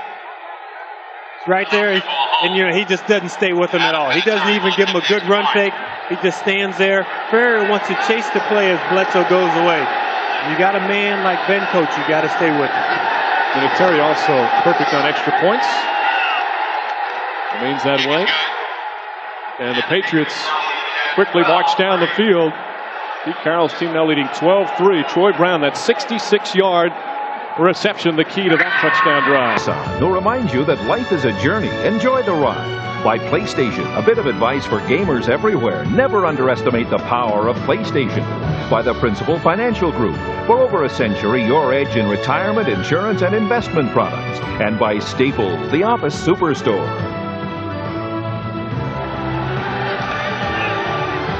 It took the Patriots less than a minute and a half to score the touchdown. Ben Coates, 8-yard reception for the score. Aaron Glenn at the 9. And Glenn gets up to about the 26. A 17-yard return for Aaron Glenn. You know, if you are a guy, and this is your guy out here, Ben Coates, all-pro, all-world tight end, and you're a rookie, cover that guy. Start to go this way. You get to smelling the play, then all of a sudden you stink the joint up. That's what happened to Mr. Ferrier on that one. And for Coates, and there you see Glenn Foley. Glenn Foley coming in the game. So Neil O'Donnell ineffective so far. Agent Rowe lacked immediately. Mike Jones makes the tackle. And Parcells talked to us about how impressed he is with Foley.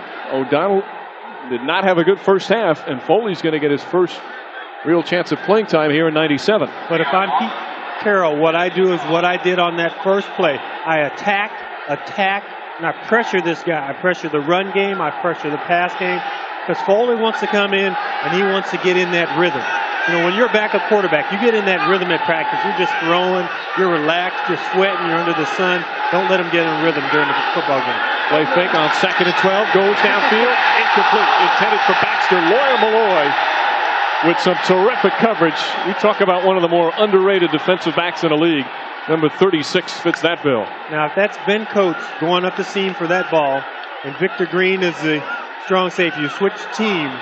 Because he's an all-pro, I think he gets that call. Get that hand in there just ever so early, he gets that call. You don't get it when you're just Fred Baxter, anonymous tight end. Malloy having a terrific season. 3rd and 12. Glenn Foley is 4th year out of Boston College. He's only started 3 games in his career. Now in relief of O'Donnell. First down, up to the 44-yard line. Malloy makes the tackle, but a 19-yard pickup from Foley to Corbett. And every team says that we're going to try and do this to Wayne Corbett. We're going to try and do that to him. That time, Teddy Bruschi, who's normally a pass rush guy, is back underneath. He's the robber. He's the guy who's watching for Corbett to come across the middle. He's there. He dives just short of making the play. In my mind, I put my best defensive back on Wayne Corbett. I put Ty Law on that guy, and I stick the law on it. This time, Richie Anderson with his first catch of the day. Anderson gets up near midfield. And he's taken down by Chris Slade and Ted Johnson. Corbett 2 catches today. You know, at some point during his career, he's going to have to be voted to the Pro Bowl. And he catches a lot of passes. He does the dirty work. It's easy to catch the ball on 1st and 10. You play action fake to the halfback. You run a 12-yard square out. You catch it, and the only person you bump into is either somebody with a camera or somebody with pom-poms. Everything that this guy catches is between those numbers on the football field, and that's where all the collisions take place. Ball just shy of midfield, 2nd and 4. Foley leading the way. And Ward knocked out of bounds at the 28-yard line. 21-yard gain. You know, when you run a reverse, and the Jets do everything right out in front, because what you don't want the guys who are leading the reverse to do, you don't want them to hesitate. Because that guy with the reverse is running it because he has some speed. This time, Foley's out in front, Duffy's out in front, and there's Foley throwing a block on the AstroTurf. That turf is not going to tackle Ward. He's making sure that he doesn't slip on the turf because he's going to be there for him to let him step on his back. Although he did make Willie Clay back up a bit. Foley looks and overthrows Richie Anderson. Good coverage from Chris Slade on the play. And we talked about Parcells kind of, saying, okay, this guy Slade, he's a good pass rusher, but he's not an all-around linebacker. So in the game plan, we say, okay, we can sneak our fullback out. We can get Chris Slade in coverage. Chris Slade, that benching might have been the best thing to happen in his career. Humiliating, humbling him, but it made him a better player. He covers the pass better now than he did a year ago. He's playing very well for Pete Carroll. Foley, a quick drop. Fires. Fumbles it. Let's see if they call it a catch. They should, yes. At the 11-yard line, Lawyer Malloy with a hard hit. You got Ty Law, you got Lawyer Malloy. He brought every legal brief with him on that hit right there. Because Kyle Brady is a big guy. You see him in the weight room, you see him walking around. He's big. If you can separate the ball from the biggest receiver that the team has, you're bringing it. Lawyer Malloy brings it. And in football vernacular, if a guy can bring it, I don't care if he weighs 180 pounds or 320 pounds, he can bring it. He becomes a player in this league. They bring it back just past the 10. The spot of the fumble. Foley goes to the end zone for Johnson and overthrows him. Jimmy Hitchcock right with him. Keyshawn Johnson still looking for his first reception. See, in my mind, you don't overthrow Keyshawn Johnson on that play. There's some bumping and nudging and all that. But Keyshawn Johnson is 6 feet. Sometimes he looks like he's about 6'6".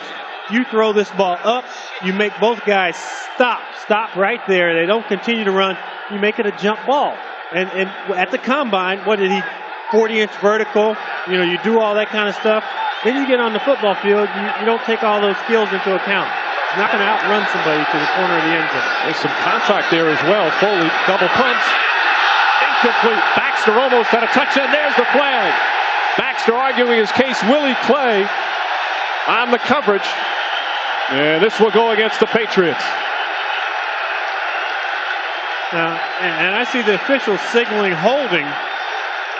To me, it looked like the contact was made when the football was in the air. And I've reviewed my rules, and that's pass interference, but if they're calling holding off the line, it'd be a 5-yard penalty.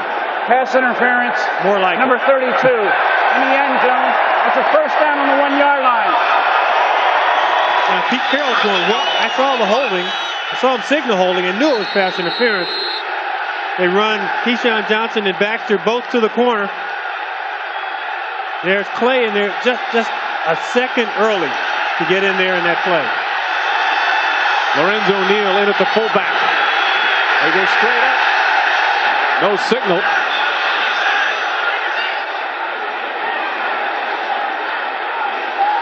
Leon Johnson just shy of the goal line. Second and goal. About at the inch line right now. There's a pass interference again. It's the right arm around the hip that gets the call. Every time that will happen. Leon Johnson again. Touchdown. The rookie's second career touchdown.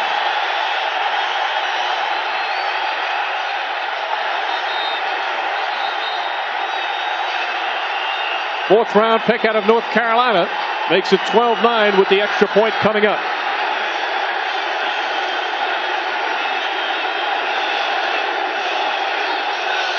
And an injured Patriot on the play. Ty Law.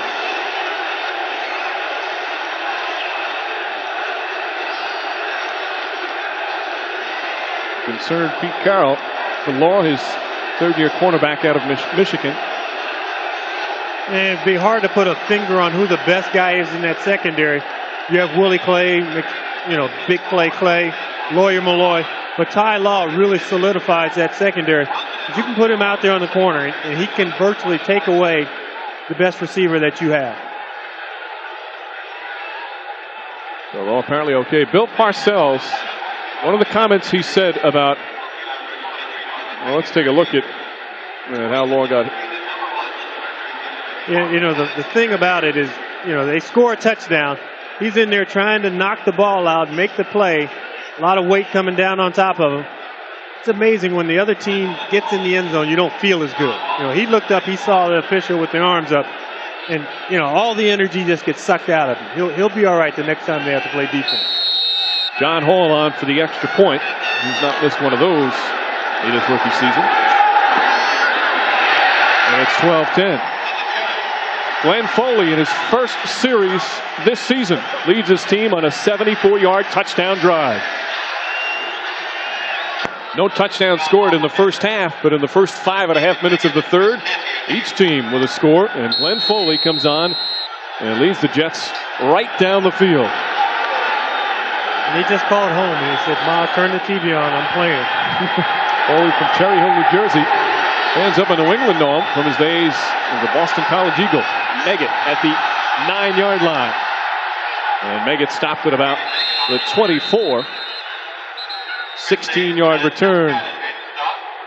Foley and the Jets right back in this early in the third. The always colorful Deion Sanders revealed the Cowboys' state of mind. We're not panicking. I think everyone wants us to panic. The panic button, I check it in the locker room every day. It hasn't been pushed. The glass is still around it. It hasn't been broken. Don't miss the NFL on NBC next Sunday at noon Eastern. The MetLife Blimp now celebrating its 10th year of aerial coverage of sporting events and television specials throughout the U.S. Snoopy 1 and Snoopy 2, traveling over 600,000 miles since the program began. Thank you, gentlemen. 1st and 10 for the Patriots. At the 25, Bledsoe complete. Troy Brown again. And Brown gets up to the 45. Finally taken down. Now he's thrown out of bounds. Boy, Brown won't give up. And Ben Coates has words from Marvin Jones in a shove. 22-yard gain. And the thing about that play, the play that they had run previously, that time they run a similar play, but a little different appearance on it. And Gordon can't decide if it's man. That's not my man because he's not a big guy. There's got to be somebody else chasing that. That's a little guy. My job is to cover the big guys, guys my size or bigger. That guy's too small, too fast for me to run after. Brown did a nice job with Glenn out with the injury. Got a couple of very important receptions here this afternoon. Byers in motion. Curtis Martin. And Martin taken down, but not before getting into Jet territory at the 47. Marvin Jones makes the tackle. Aaron Glenn missed him. When you go to Indianapolis and they have that college combine, they get all the players together and they run them in a 40. They have them jump as high as they can. They weigh you underwater for body fat. They make you lift weights and run around cones. But they can never tell if a running back has that shape. Curtis Martin has the shape. Aaron Glenn is a very good tackler. He's pounding the turf after Martin ran by him. He's got a good shape. 2nd and 4. Another shape. This time Glenn latches on. Penalty marker thrown. Now somebody had the hand up around the face mask. Invariably, a running back will stiff arm along the shoulder pad area, and sometimes that hand will creep up. Glenn looked like he was trying to get that hand in there. We mentioned about his right thumb being injured in practice, but he's holding on to something's hurting. Right there, he wants to get back out in the field. They're going to keep him off the Personal field. foul, face mask, number 31. That's a 15-yard penalty, first down. The funny thing is when you get your hand up around a guy's face mask and his body starts to twist, you can actually hurt yourself. Get your hand right there. You can't get it off, and your hand gets twisted. And then Mo Lewis comes and hits you while you got a grab of that guy's face mask, and it hurts you. So to add insult and yardage to injury, they give him the 15-yarder. And Parcells is upset because he's thinking that's the 5-yard, where he just put it up there and he took it off. He is in a lot of pain. There may not be anything really hurt, but he's in pain, and it's that thumb that he jammed up in practice on Friday. And he's a tough guy. He'll shake that off. Mickens will come in for him. Another little tough guy they have. Ball all the way down now to the Jet 26. Bledsoe, Farrier gets a hand on him. Bledsoe gets away. And Bledsoe dives. Oh, that's a dangerous dive. Marvin Jones. That's the kind of coaching staff holding its breath. It almost looked like Drew Bledsoe was losing his balance before he, decided to dive forward. Because quarterbacks are trained to run about 8 yards. And he's running. He tucks the ball in the left arm. He does everything right. And then look at him. He starts his lean real early, and then he just dives.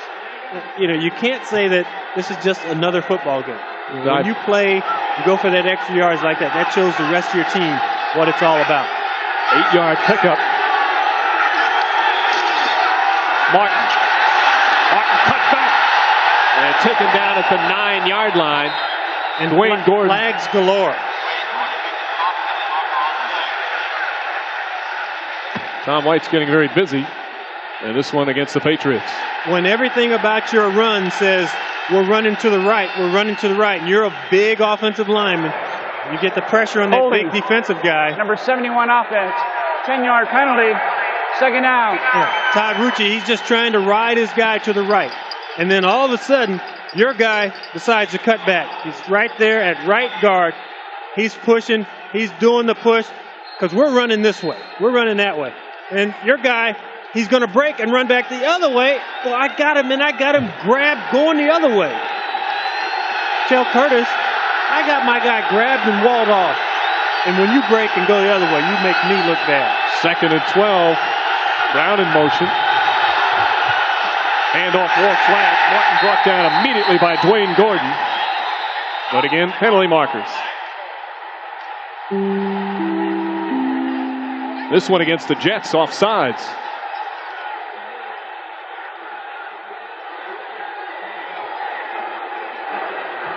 Offsides, number 99, defense. It's a 5-yard penalty, second down. Hugh Douglas on the penalty. So it'll be 2nd and 7. Yeah, and he's wanting to make a play because right there he's in that 4-man line set where it's his chance to get a sack. Hugh Douglas only has 1 sack this year after recording 10 and 9 in the previous. He wanted to get Drew Bledsoe. 2nd and 7, Brisby and Brown, the wide receivers. Bledsoe looks downfield, complete to Brown. Brown's gonna go! Touchdown Patriots!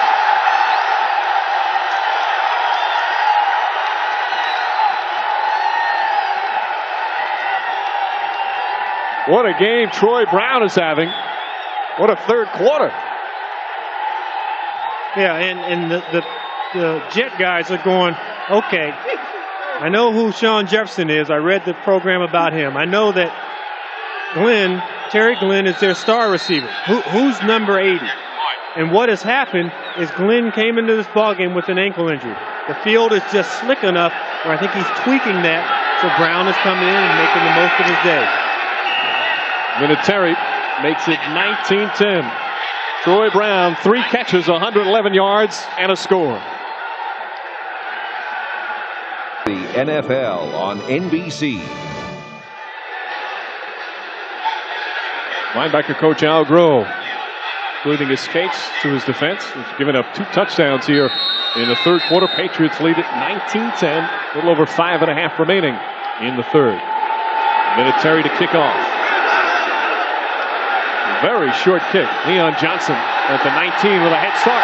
Johnson has the hold and gets across to the 41-yard line. A 22-yard return. Let's go to Lynn Berman. All right, thanks a lot, Mike. I'm with Patriots owner Bob Kraft. You feeling a little bit better now? Oh, much better now that they just went in there to the other end zone. You know, we remember being here a year ago and being down 21-0 at halftime. So it's a little better feeling right now, Len. After all that went down last year with the coaching brouhaha with Parcells and Carroll, what was the reaction to you from Jet fans as you walked in here today? Well, I don't think they noticed me till some were kind enough to show me one of their fingers, a bunch of them over in that behind the Patriots bench. I thought I would have gotten. Dropped it. See that, Len? It was good karma that you're in here. I see. Wow, that would have.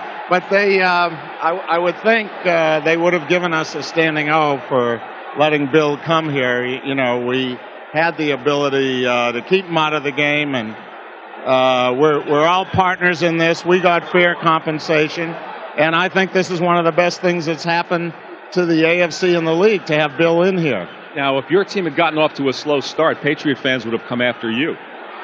Life is taking risks. I believe in our team. We have a great group. I think we have the best young team in the NFL, and we have a great coaching staff, and they have my ultimate support. And no matter what happens in the short term, we're in this for the long term. Adrian Morrell close to the first down for the Jets. When are you going to get that new stadium already for the Patriots? Right now, there's a bill before the Mass Legislature to give us infrastructure. And if that happens, we're hoping that we can solve our problems there. If we don't get it in the next few weeks, then we got to go back to the drawing board. All right, Bob Kraft, thanks a lot. Good luck to you. Nice to see you. Thank you. Mike? Thank you, Len. 3rd and 1. Leon Johnson has the first down. That's about the 46. Let me ask you on that, Jeff Graham. That's a difficult catch. Foley threw a little off. That's a difficult catch. Should he have that one? It's the second week in a row that they've missed that play. Last week, Neil O'Donnell overthrew him. That time, Foley had to move around in the pocket. Showed good pocket movement. Threw it out there, and Jeff Graham will be the first one to tell you that he should have made that catch. But the great thing about Jeff Graham is the next time that you're throwing the ball and he gets his hands on it, he'll come up with it. Graham in motion. Foley will throw again. Dumps it off to Richie Anderson at the 41.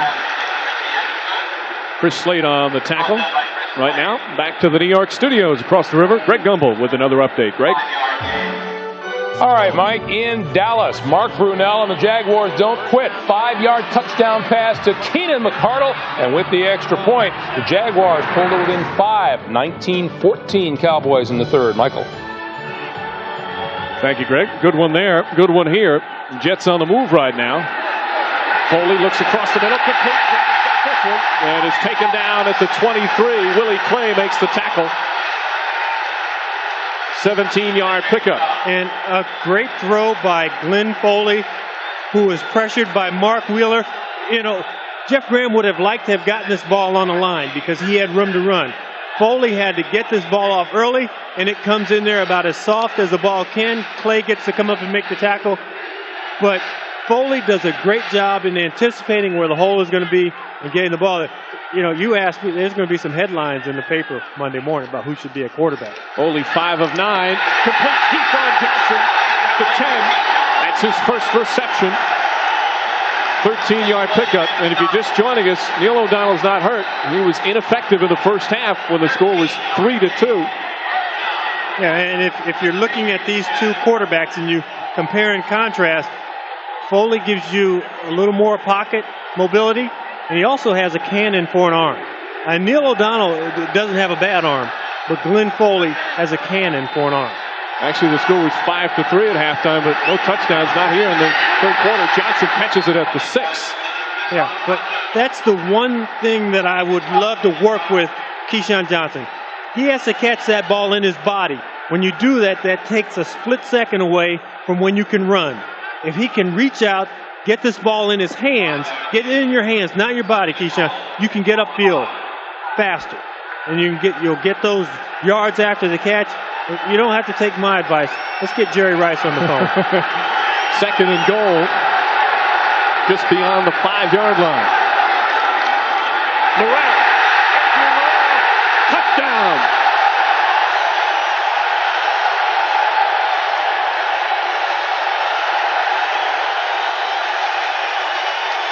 They pumped Bill Parcells. And boy, is Glenn Foley having himself quite a third quarter. Yeah, and he gets to stay on the field now, hold for the PATs. You know, normally he'd be tired having to run on off the field, hold for the PATs. But he's playing, now he gets to walk off with all the guys. He gets to pat the lineman on the butt, tell them what a good job they've been doing. He's part of the action. John Hall, the extra point.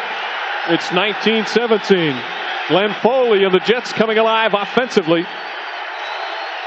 Adrian Morrell with his 4th rushing touchdown of the season. If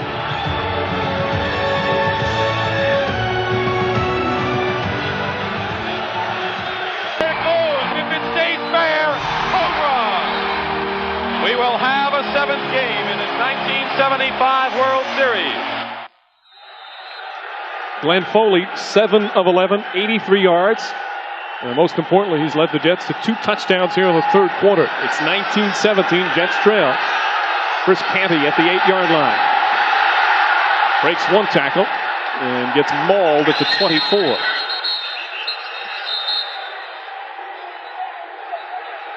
Drew Bledsoe and his offense, they've come alive here in this third quarter with 2 touchdown drives of their own. And ladies and gentlemen, it is now time in our show for the visual aid part of it, Mr. Lofton. Now, you would think that Keyshawn Johnson would have learned this the first time he's going to play receiver. You catch the ball out here, you can move faster. Here, you have to secure the catch, and you have to wait for the ability to move. Now, he's such a great athlete that in college he could get away with making the body catches and still beat guys.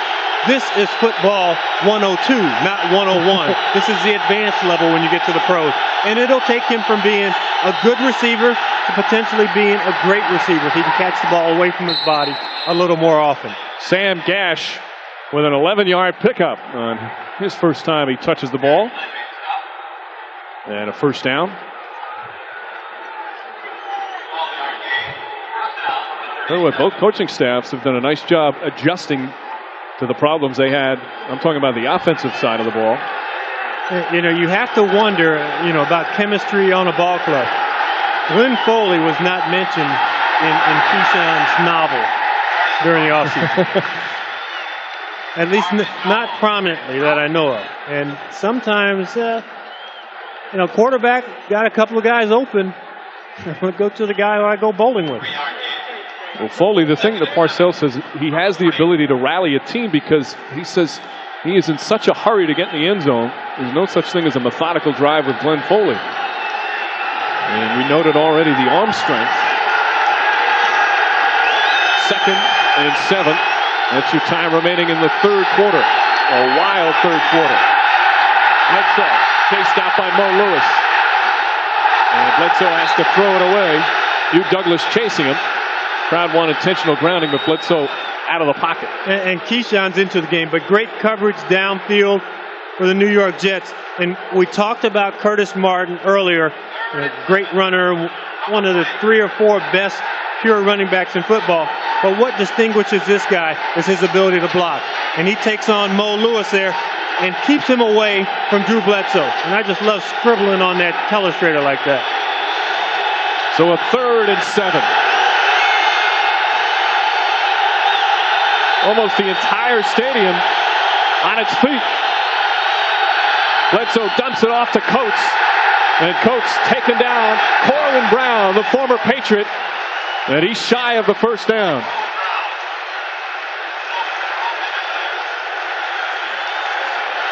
Corwin Brown, who says he's a little bitter about being released by Pete Carroll.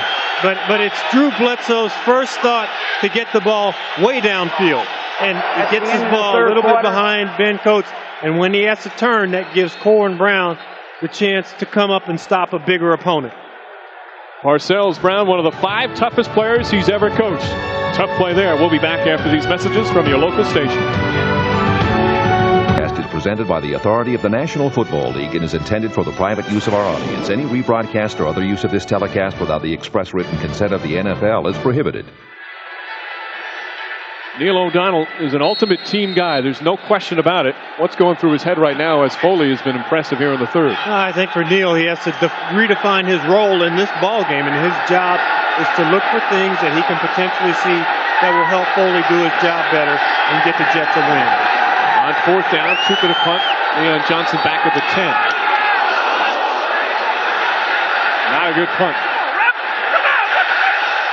And it's taken down. Chris Carter touches it at about the 27. Just a 30-yard punt for Tom Tupa. And, of course, after today, or after this game, should say, coming up next on most of these NBC stations, Game 2 of our NFL doubleheader. Most of you will see Dan Marino and the Dolphins against the Ravens. Others see the undefeated Broncos and the Raiders. Check your local listings for the game in your area. Plenty of good football ahead on this Sunday afternoon. We've got a good quarter ahead.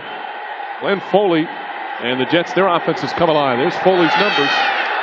All in the third quarter. He came in and replaced Neil O'Donnell after halftime, and O'Donnell was ineffective. And there's the whistles and the flags. You know, one of the things that Glenn Foley was able to do in that first drive is spread the ball around. He got a lot of different guys involved in the offense quickly. He got 5 different receivers involved. False start. Number 76 offense. Moving prior to the snap. It's a 5-yard penalty. First down. Jumbo Elliott. And Parcells actually told us the other day when talking about Foley, said, I'm going to play this guy this year. He's that impressed with him, but he was very careful on what situation he was going to put him in. He didn't want to put him in a situation where it was just team getting crunched. He wanted to put him in a situation where he felt he could succeed. He succeeded so far. First and 15, Foley, hard throw, complete up to the 36-yard line. Jeff Graham with another catch, a 17-yard pickup.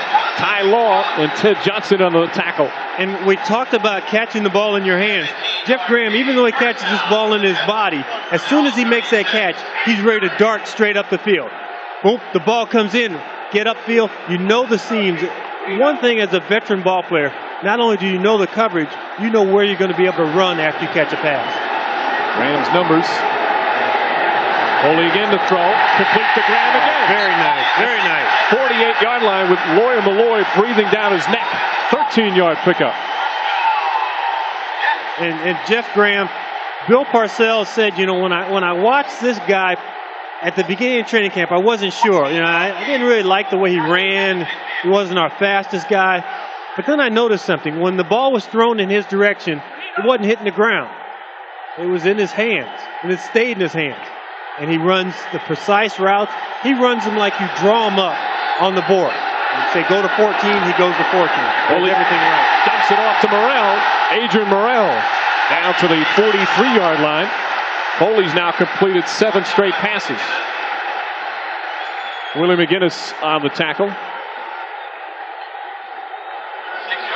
It's a different tempo from the Jets team. Obviously, you know, the emotion is in it.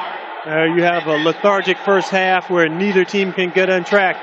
And all of a sudden they score, boom, we score, boom. And it's back and forth now, and it's almost who's going to have the ball last. 2nd and 4, Graham in motion. Morrell. Foley fires. Keyshawn Jackson at the 25. Knocked out of bounds by Willie Clay. Now, that play is designed to fool people. They didn't fool the Patriots secondary on that play. The Patriots secondary is still back deep. They want everyone to come up Keyshawn Johnson to be able to go across the field, and they want some of these guys back here, way back behind Keyshawn Johnson to come up. They don't. But Foley sticks this ball in, and he sticks it into Keyshawn's body. And so Foley, he knows how to throw the ball to different guys. Some guys got to throw it in their torso. Some guys you can throw it away from their body and they'll come up with it. Third catch for Johnson. Foley again. Jeff Graham again at the 14-yard line, tripped up by Ty Law. Graham had a season-high 7 catches last week. He's got 5 so far this afternoon. And Chris Slade just pointed at the Patriots sideline and he said, I want to rush. I'm not doing any good back in coverage. Send me after the quarterback. They're throwing the football. Send me after the quarterback. And that equation works because you can even disrupt the run to get in there. But sometimes you blitz too much, you can run yourself right out of it, especially down here. We've seen Adrian Morrell pop it right up the middle. Foley now 9 straight completions. Another first down. Morrell gets down to about the 9-yard line. Call it a 3-yard pickup, 2nd and 7. Jets trailing 19-17. We're about 3.5 minutes into the fourth quarter. The great thing that the Jets did early in this drive, they came out throwing, hitting the wide receivers. If you're not running the ball, you get Adrian Morrell the ball on a screen like you did earlier. Because when you get down this red zone, you want him to be able to function and have a feel of the game. Play fake. Foley. Complete at about the 6-yard line. Kyle Brady. Ted Johnson quickly wraps him up. And Ted Johnson looked like a little kid who was climbing on his dad's back so he could get a better view of the parade as it was going by. I mean, that's how big Kyle Brady is. You think of all the football players as being big. Ted Johnson, 6'3", 240. He goes on top of the back of Brady, and he looks like the little kid at the parade. And there's Willie McGinnis out in space. You get him away from the ball, you've accomplished your job. 3rd and 2. Lorenzo Neal, Leon Johnson in the backfield for the Jets. They go to Neal. Lorenzo Neal, he's in. Touchdown.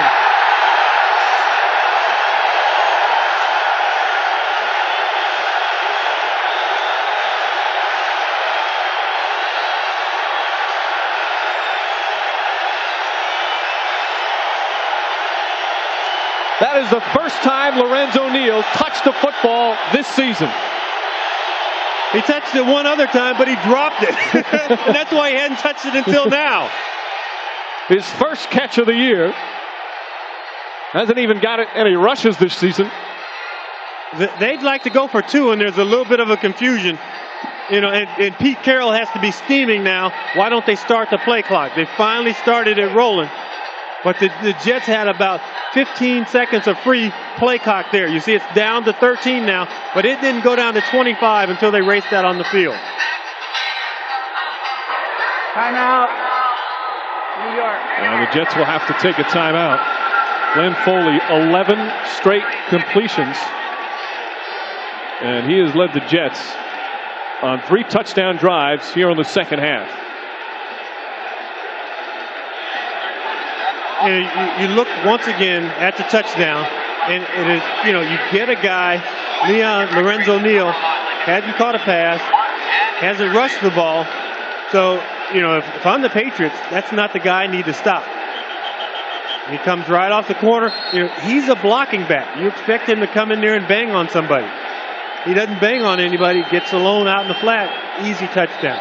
In his 5th year out of Fresno State with the Saints, his first 4 years, unrestricted free agent. Not a bad receiver. He did catch 31 passes last season with New Orleans. But again, that's his first reception of the season. And it puts the Jets back on top, 23-19. And they will go for the ball coming out now. And see, there's that little card that tells you when you're ahead by 4 what you're supposed to do. See, they couldn't find it on the Jet sideline the first time. They found it late. And then somebody said, no, that's the wrong card. That's what you do when you're behind by 4. Hall puts it through. Glenn Foley and the Jets having a terrific second half. NFL on NBC is brought to you by Plymouth. More fun, more car. That's Plymouth. By Microsoft. Where do you want to go today? And by Aetna Retirement Services, built for retirement, managed for life.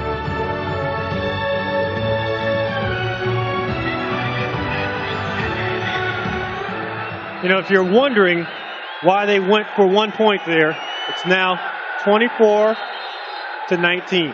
They score 7, they have 26 points. They score 3, that gives them 27 points. And I thought I would never use my degree in engineering.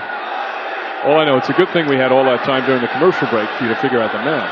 Pulled out my little rocks and, added it up.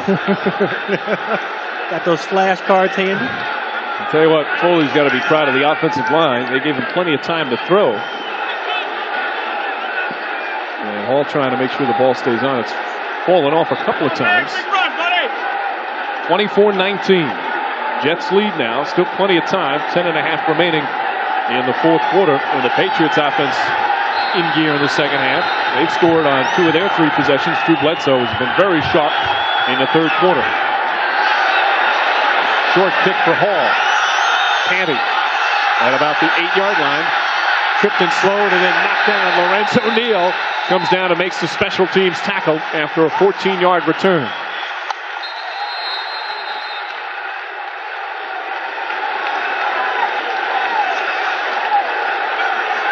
You by Domino's Pizza. Call now to enjoy a hot and delicious Domino's Pizza during the game. For hot and wow, call Domino's now. I thought Halloween was in a couple of weeks. Which former Jet is that? That one is not making a comeback. 1st and 10, Patriots at their own 22. Bledsoe to throw. Lewis in the backfield. Catches it out. And Bledsoe throws it away. Hugh Douglas also with some excellent pressure. And let's go down to the field and Len Berman. All right, Mike, with the Jets defense on the field, from what I'm hearing, Pepper Johnson has a lot more than just a twisted knee. It could even be season-threatening. We'll hear officially after the end of the game. It doesn't look good for the 33-year-old Pepper Johnson. Mike? All right, Len, and this is when he was carted off in the first half. You could see the expression that he knew something serious was up. Yeah, and not to make it any worse than what it is, but at 33, you don't have a lot of extra seasons in the bag. Curtis Martin. And Martin slowed down by Marvin Jones, and then tackled Jerome Henderson. If Marvin Jones doesn't make that stop, that play had big run written all over it. Curtis Martin is going through there. Marvin Jones gets just enough on him to spin his body. I mean, Curtis Martin is not a big back, but he's still a workhorse back. And it's amazing you get a guy who's 5'11", 200 pounds, who can run the ball 25, 30, 35 times a ball game. And if they really want to get back in this ball game, it may not be on the arm of Drew Bledsoe, but on the feet of Curtis Martin. 3rd and 3. Bledsoe, complete. Very close to a first down. Corwin Brown makes the tackle. Troy Brown with another tough catch. See, and they got the first down. They're trying to make it tough on the announcers. Early it was Aaron Glenn on Terry Glenn. Then they line up Troy Brown on Corwin Brown. Are there any other guys who have the same last name who we need to know about? I tell you what, Corwin was right there. Troy with a terrific catch. And, people named Brown all around the country saying I'm related to both of them. First down for Brown and the Patriots. Martin. Dwayne Gordon hits him right away. And right now, back to Greg Gumbel in New York for another update. Greg? All right, Michael, in Dallas, a pass interference call on Kevin Smith set up Mark Brunell for a 1-yard touchdown pass to Derek Brown in the third quarter. However, the Cowboys have just come back to put some points on the board and grab a 26-22 lead. Extra point pending, just over 7 minutes to play in Big D, Mike. Thank you, Greg. Exciting one in Dallas. Exciting one here in East Rutherford. 2nd and 8 for the Patriots. Bledsoe, Brown again. And Brown has the first down up to the 44-yard line. Marvin Jones with the tackle. Boy, Troy Brown really doing an excellent job. His 5th catch. And not that Troy Brown has not done a good job today. You don't want to go to the well too often. The first couple of times we threw the ball to Troy Brown, he's wide open. Now that the coverage is starting to catch up with who this guy is. A guy who has been very silent this game is Keith Byers. And if I'm the coaching staff, Larry Kennan and Carl Smith, I find a way to get Keith Byers involved in this game offensively. Brown has 5 catches, 20 for the season. His career high is 21 from last year. Bledsoe under pressure and throws it away. Jerome Henderson down in the backfield. Keith Byers was the receiver out there, but Mo Lewis was right on him. Yeah, and Mo Lewis has the headset that is linked up directly to our telecast, so he knows when Keith Byers is going to be in it. And Mo Lewis is a guy who has come up with the big plays, not only sacking the quarterback in the coverage, he gets a jam on Ben Coates, and then he transfers himself over to Keith Byers. And that's not easy, because most linebackers would say, I really got to stop Ben Coates, ride him too far up the field, and then keep Byers out in the flat for 5 yards, and then run up the field after the catch. 2nd and 10, Curtis Martin. Victor Green misses. He's still going, and Lewis takes him down at about the 49. It'll be a 3rd and about 5 coming up for the Patriots. One more time, let's head across the river. Greg Gumbel with another update. Mr. Gumbel. All right, Mr. Breen, it's just a busy kind of day in Dallas. Troy Aikman with the quick pop to Herschel Walker. See you later. 64 quick yards to the end zone, and the Dallas Cowboys have regained the lead against the Jacksonville Jaguars. Now 26-22, just under 6.5 to play. Mike. Can't tackle Herschel Walker up around the shoulders. It's too big up there. 3rd and 4.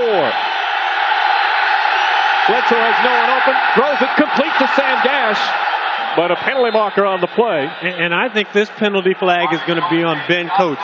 He grabbed the defensive back, jerked him, and used that guy as leverage to get himself open. Against the Jets. I think they're pointing the wrong direction. Holding, number 31, defense. That penalty is declined. 1st down. Aaron Glenn. Gash gets the 1st down just beyond the 40-yard line. Glenn, who was really banged up earlier, what appeared to be a thumb injury, back in and shaking his head right now. Yeah, and if he had hurt his thumb, he's saying, how can I hold anybody? I think he's saying a few more choice words than that after that play. Bledsoe chased out by Mo Lewis, and Lewis had his hand on him, and Bledsoe could get nothing on the throw. Coates was in the vicinity. Mo Lewis is having a very strong game today. Yeah, and you know what? Why he's doing it? Because Mo Lewis, after 7 years of football, finally went into the weight room. I mean, he had passed by there to pick up the sodas and stuff like that. But this offseason was the first time that he lifted weights in his career. And he was kind of at a crossroads. Because in his career, #1 pick, but he had never been a great player. And he was almost sliding to become one of those players that people said, well, he never lived up to his potential. And he didn't want for the NFL record to read Mo Lewis. He didn't do it. Curtis Martin and Marvin Jones quickly in the backfield to make the tackle. Lewis a few years ago was on the verge of becoming one of the better linebackers in the league, but he was overweight, some injuries. He admits it, says the new coaching staff has challenged him, and he's refocused, in shape, and as you said, with the weight room. Hard to believe a player in this day and age, it's the first time he's in the weight room. Well, that makes you realize just what a great athlete this guy was. And he went to Georgia, playing his football down there. If you're good enough, a lot of times the coaches don't push you to become great. That's a huge 3rd down play, 3rd and 7. Bledsoe has plenty of time. Incomplete. Broken up by Ray Mickens. Brisby, the intended receiver. And 4th down for New England. I think that Brisby drops this ball before Mickens really gets in there to break it up. He doesn't fight for this ball. This is a critical juncture of the game. You have a chance to make a play. You lunge your body at that ball. You make sure that you come up with it. I take it back. Mickens gets that arm in there. Maybe that's why Brisby didn't look upset, because he didn't have a chance for it. Mickens gets that long right arm in there and swats that ball away. They are on their feet at the Meadowlands, and Bledsoe has to call a timeout with a 4th and 7 coming up. I think Bledsoe calls timeout because Troy Brown is standing on the sideline. That's the guy wanting. He's the hot guy right now.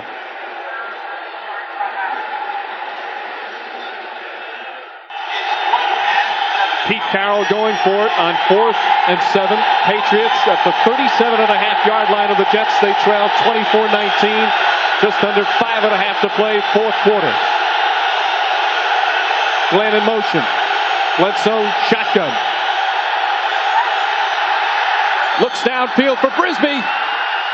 Broken up. Raymond Austin. It's an incredible non-call. You have a defensive back covering a wide receiver who doesn't look back for the ball. There's contact. You get the flag 9 times out of 10 on that play. But also, this is kind of the NBA rule. Late in the ball game, critical juncture, let the guys play. Austin, the 5th-round pick out of Tennessee, the rookie. He just looked back at the last second. No, he looked back after that ball hit his hand. So the Jets take over at their own 37.5. Once again, Brisbee's right there. He was there on 3rd down. You fight your way back to that ball. You make Austin contact you even earlier. You don't wait for that ball to come down. Catch it at its highest point. Foley completes to Keyshawn Johnson, breaks a tackle. And Johnson down to the 37-yard line. 12 straight completions for Glenn Foley, a 26-yard gain.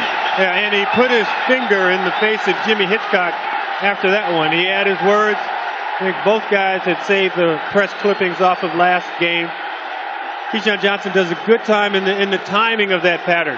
Foley throws it soft enough. We commented earlier when the ball was thrown to Keyshawn Johnson in the end zone, don't make him outrun somebody to get it. That's not his game. He's big enough, physical enough. Stop him in his tracks. Let him fight for the football. Tell you what, the timing of an unsportsmanlike corner penalties, we have some whistles, would not be good. And Johnson's got to forget about that stuff. That would be a costly penalty for the Jets. You start getting into that, getting into this and you get macho stuff. You get 5 officials down. You talk about macho to separate Matt O'Dwyer and Henry Thomas. And Thomas talked to him before the game. He said, this is a strong physical guy. His motor runs a little hot.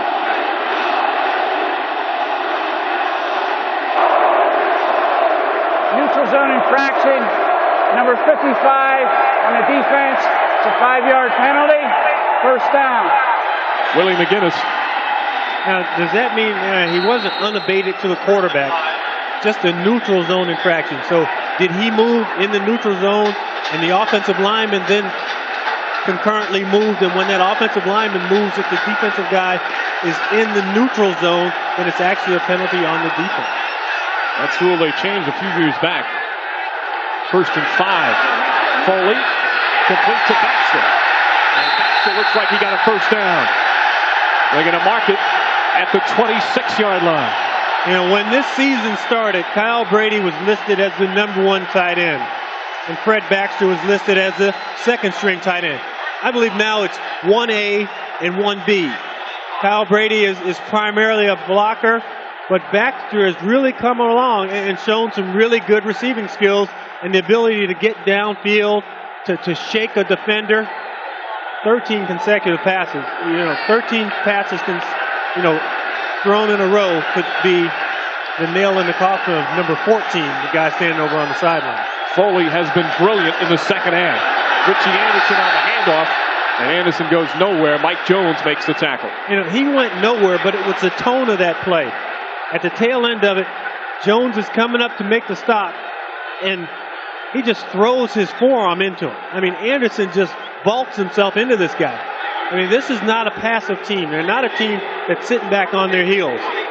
Bill Parcells gave them the week out of pads, but with the underlying threat that if we don't get it done,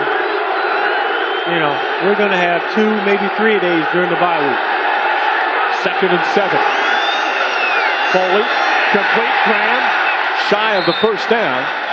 Taken down at about the 18-yard line. And obviously, I'm doing my math. That's 14 in a row. Neil O'Donnell, he's standing there, and parts of him, he wants to cheer, but he's just standing there. You got to get behind your team, put your little beanie hat on or whatever, and start cheering. because Foley's directing the ship now. You know, you don't know if it's going to be for 1 week, 2 weeks, whatever. But he's giving you guys the best chance to win right now in this ballgame. Well, it's human nature to have mixed feelings. 3rd and 3. And Foley has to throw it away. Good pressure. Willie McGinnis and Henry Thomas in the backfield. And John Hall will come on. A field goal would give the Jets an 8-point lead. 3 minutes remaining. Patriots still have 2 timeouts left. And the consecutive completions from Glenn Foley ends at 14 in a row. Now Hall has already missed from 35 yards. And also a 68-yarder at the end of the first half. But obviously this gives them an 8-point bulge in the ballgame, which then makes the Patriots go for 2. They want to try and tie this ballgame up. It's a 36-yarder and a big one. And he missed it. A crucial miss from John Hall. And they've all been in that 34, 35, 36-yard range. He's just pushing that ball out to the right and leaving it out there. Bill Parcells, not a pleasant stare as Hall has the Jets come away empty. 2:56 remaining. Patriots have 3 timeouts left. Coming up next on our NFL on NBC doubleheader, the Broncos, the Raiders. John Elway leads the league's only undefeated team against Jeff George and arch rival Oakland. Or Dan Marino and the Dolphins take on the Ravens. Or Cordell Stewart and the Steelers battle the Bengals. The NFL on NBC next. Patriots 1st and 10 at their own 26. There's your time remaining in the 4th. They have 2 timeouts left. Bledsoe, complete to Brisby. He's hit hard by Henderson, but he's got it up to the 33-yard line.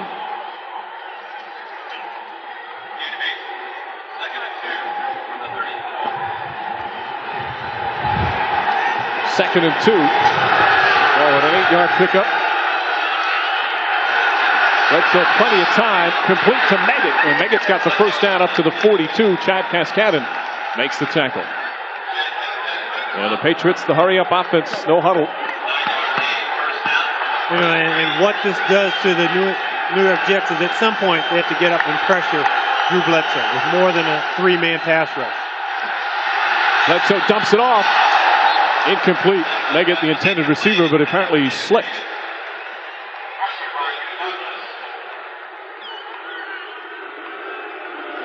And the MetLife Blimp Snoopy 1 has teamed up with NBC Sports to provide you with aerial coverage of today's game between the Patriots and the Jets. MetLife Blimp typically cruises at a speed of 35 miles per hour at an altitude of 1,200 feet. Thank you for some nice shots, gentlemen, this afternoon. How long can it stay up in the air? That's beyond my limitations. I only know a few facts. 2nd and 10. Blitz is on Victor Green, and Green takes down Bledsoe.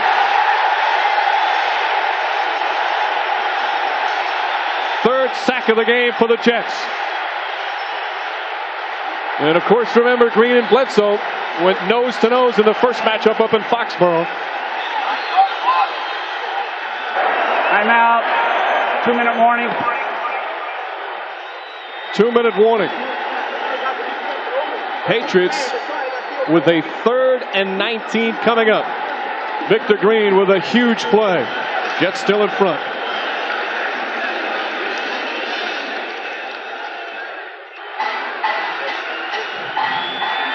You know, Victor Green comes unabated off the side. That's an official term there.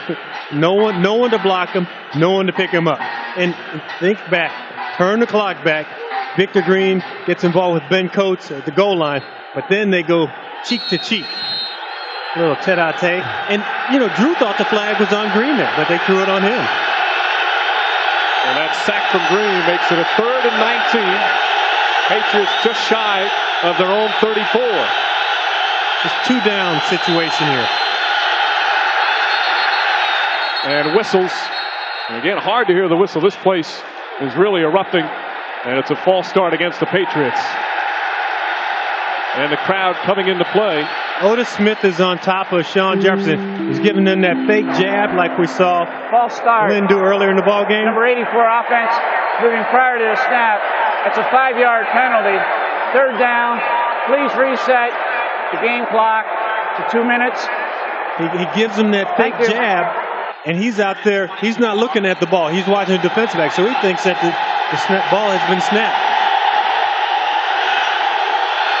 3rd and 24.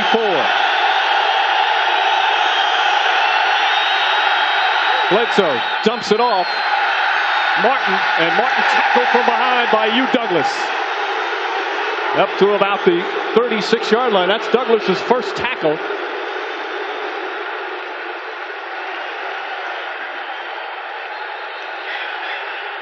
Fourth and 18. Timeout. And the Patriots will use one of their timeouts, so they have one remaining. 30-second timeout.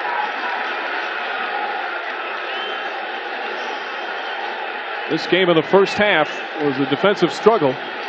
Second half, the offenses have exploded. Jets with a 5-point lead.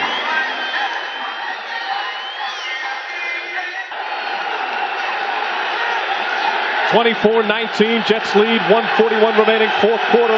A 4th and 18.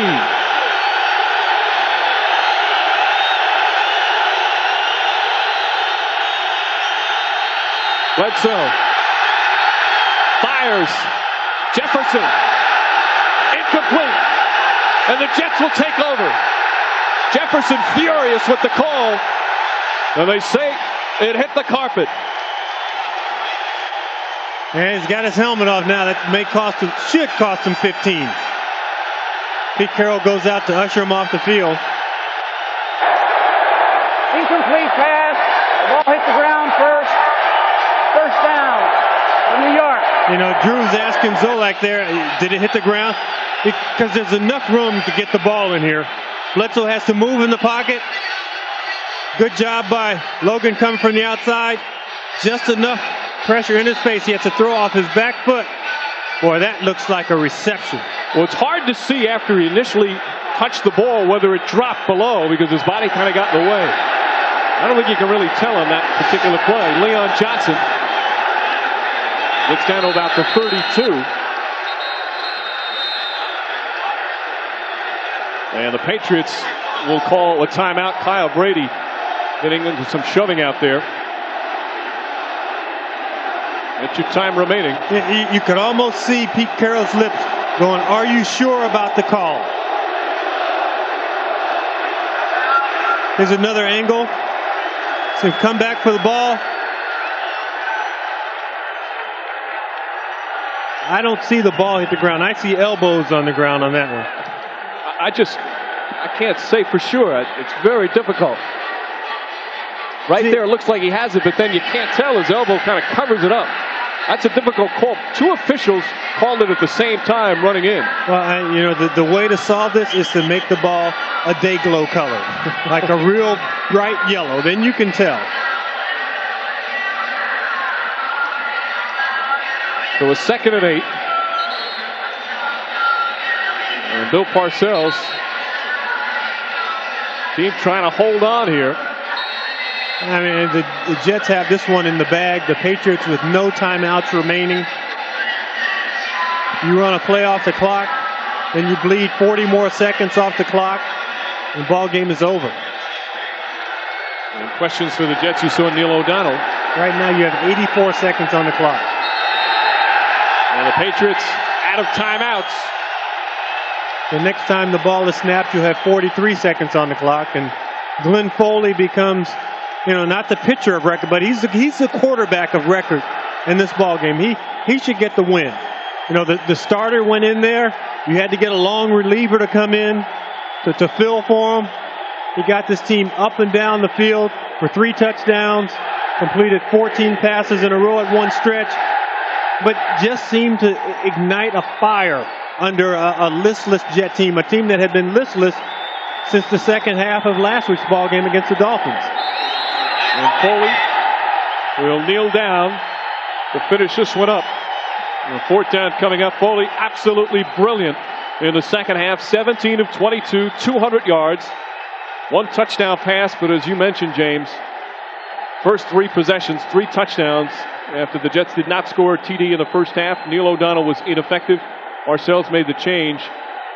And now the question is next week, who will start? And actually, the Jets have a bye next week, and then they play home against Baltimore. So 2 weeks to talk about the quarterback controversy. And what Foley was thinking there is, you know, I don't want to throw this ball out the end zone like Neil O'Donnell had to. I want to keep this ball. But he's throwing it deep, and he needs to get somebody down there to get that ball, because that's his game ball.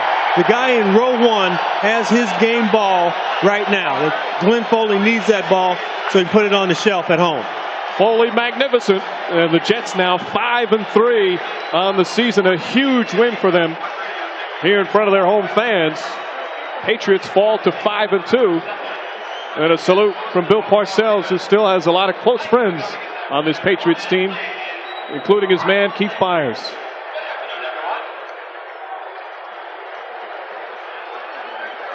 Neil O'Donnell, a rough first half. Certainly happy his team won, but mixed emotions for the veteran quarterback. Once again, the final score, the Jets 24, the Patriots 19. When you look at the series between these two, they've now split. And this puts the Jets back in that divisional race. They're 2-3 in the AFC East now, and they have a chance. Their playoff hopes are still alive. Coming up next on NBC, except in New York, it's game 2 of our doubleheader. Many of you will see the Broncos battle the Raiders, or the Dolphins take on the Ravens. And later tonight, game 2 of the 1997 World Series. There's the football games. Cleveland Indians face the Florida Marlins tonight. For James Lofton, Len Berman, and our entire crew, this is Mike Breen. Final score, the Jets 24, the Patriots 19. You've been watching the NFL on NBC, network of the... Johnson used to say it gets very interesting. Week 3, Tuna Bowl 1, overtime. Jets could have won it for Parcells, but the Patriots and Pete Carroll win in overtime at Foxborough 27-24. Well, the NFL says this was so good we're going to have round 2 of the Tuna Bowl before we even set our clocks back. That weather pattern we've been seeing, it's not El Nino, it's El Tuna. Here we go. Bill Parcells, somewhere in the swamps of Jersey. Pete Carroll. Can the Patriots beat their old coach twice this year? Very early pressure on Drew Bledsoe. Jerome Henderson picks it up and returns it. Cut, go, or a good part of the way, 41 yards. On the ensuing drive, the Jets take over, and Adrian Morrell runs it up the middle. Umpire Ed Kukar knocked down. He hits the turf. But you know what? These guys are tough. He sat out for a couple of plays. I mean, that's tough. Sat out for a couple of plays, and he was back. It was that sort of game. When the drive stalled, John Hall kicks well against everybody except the Patriots. 35-yard field goal, no good. He thought it was good. It's no good. And Bill Parcells has that look. But what about the Jets defense, Tom? Well, Jets front did a good job of executing the game plan there. Mo Lewis coming up the middle of the field. Now you're going to see Mo Lewis and Jason Ferguson both get there, putting good pressure on Drew Bledsoe. After the Patriots pin the Jets deep, though, the Jets up 3-0 in the second quarter. Neil O'Donnell, where he's most dangerous, in his own end zone. Oh, no. It's grounded. It's a safety, but don't worry, the Jets still lead 3-2. A 3-2 score. But then, scary moment. Pepper Johnson helping to tackle Curtis Martin. Left leg bends backwards. A torn left quadricep tendon. Surgery could be the end of a marvelous career. 3 seconds left in the half. A 68-yard field goal by John Hall. He has the leg, but it's no good. So, if you're tuning in late, here's how the scoring went. New York opened up with a 3-run homer by Tino Martinez. Boston came back with a 2-run homer by Mo Vaughn. Then, Boston kept it going when Carl Yastrzemski stepped to the plate, hit a 3-run homer, and that's where we stand at the half. Boston 5 and New York 3. But then, shall we play football, Tom? Let's have some more scores. Hey, throw him the damn ball. Still, third quarter, 5-3. Drew Bledsoe to Troy Brown and his band of renown. He uses Otis Smith like a coat hanger, and he picks up 67 yards, setting up a Ben Coates touchdown pass from Bledsoe, 12-3. Combination of good arm strength and bad tackling on the part of Otis Smith. The Jets bench Neil O'Donnell in the third quarter, and they go for fourth-year pro Glenn Foley. Foley to Morrell to Dedrick Ward. Look at Foley out in front throwing a block. His block is on the 35-yard line, however, but you like the effort. This sets up a Leon Johnson touchdown run. Third quarter, Pete Carroll's Pats up just 12-10. Bledsoe to Troy Brown. bucket and make the turn. Touchdown, 23 yards, 19-10, New England. The Jets, behind Foley, mount their comeback. And Foley's looking deep on play action. He's got Jeff Grant open. It's a tip. Oh, he dropped the ball. Would have been a touchdown. Foley says, okay, let's go short then. Richie Anderson, 5 yards. Jeff Graham, I know you're going to catch everything I throw now. 17 yards. Keyshawn, throw him the damn ball. 13 yards. Throw him the short ball. 4 yards. That sets up from the 5.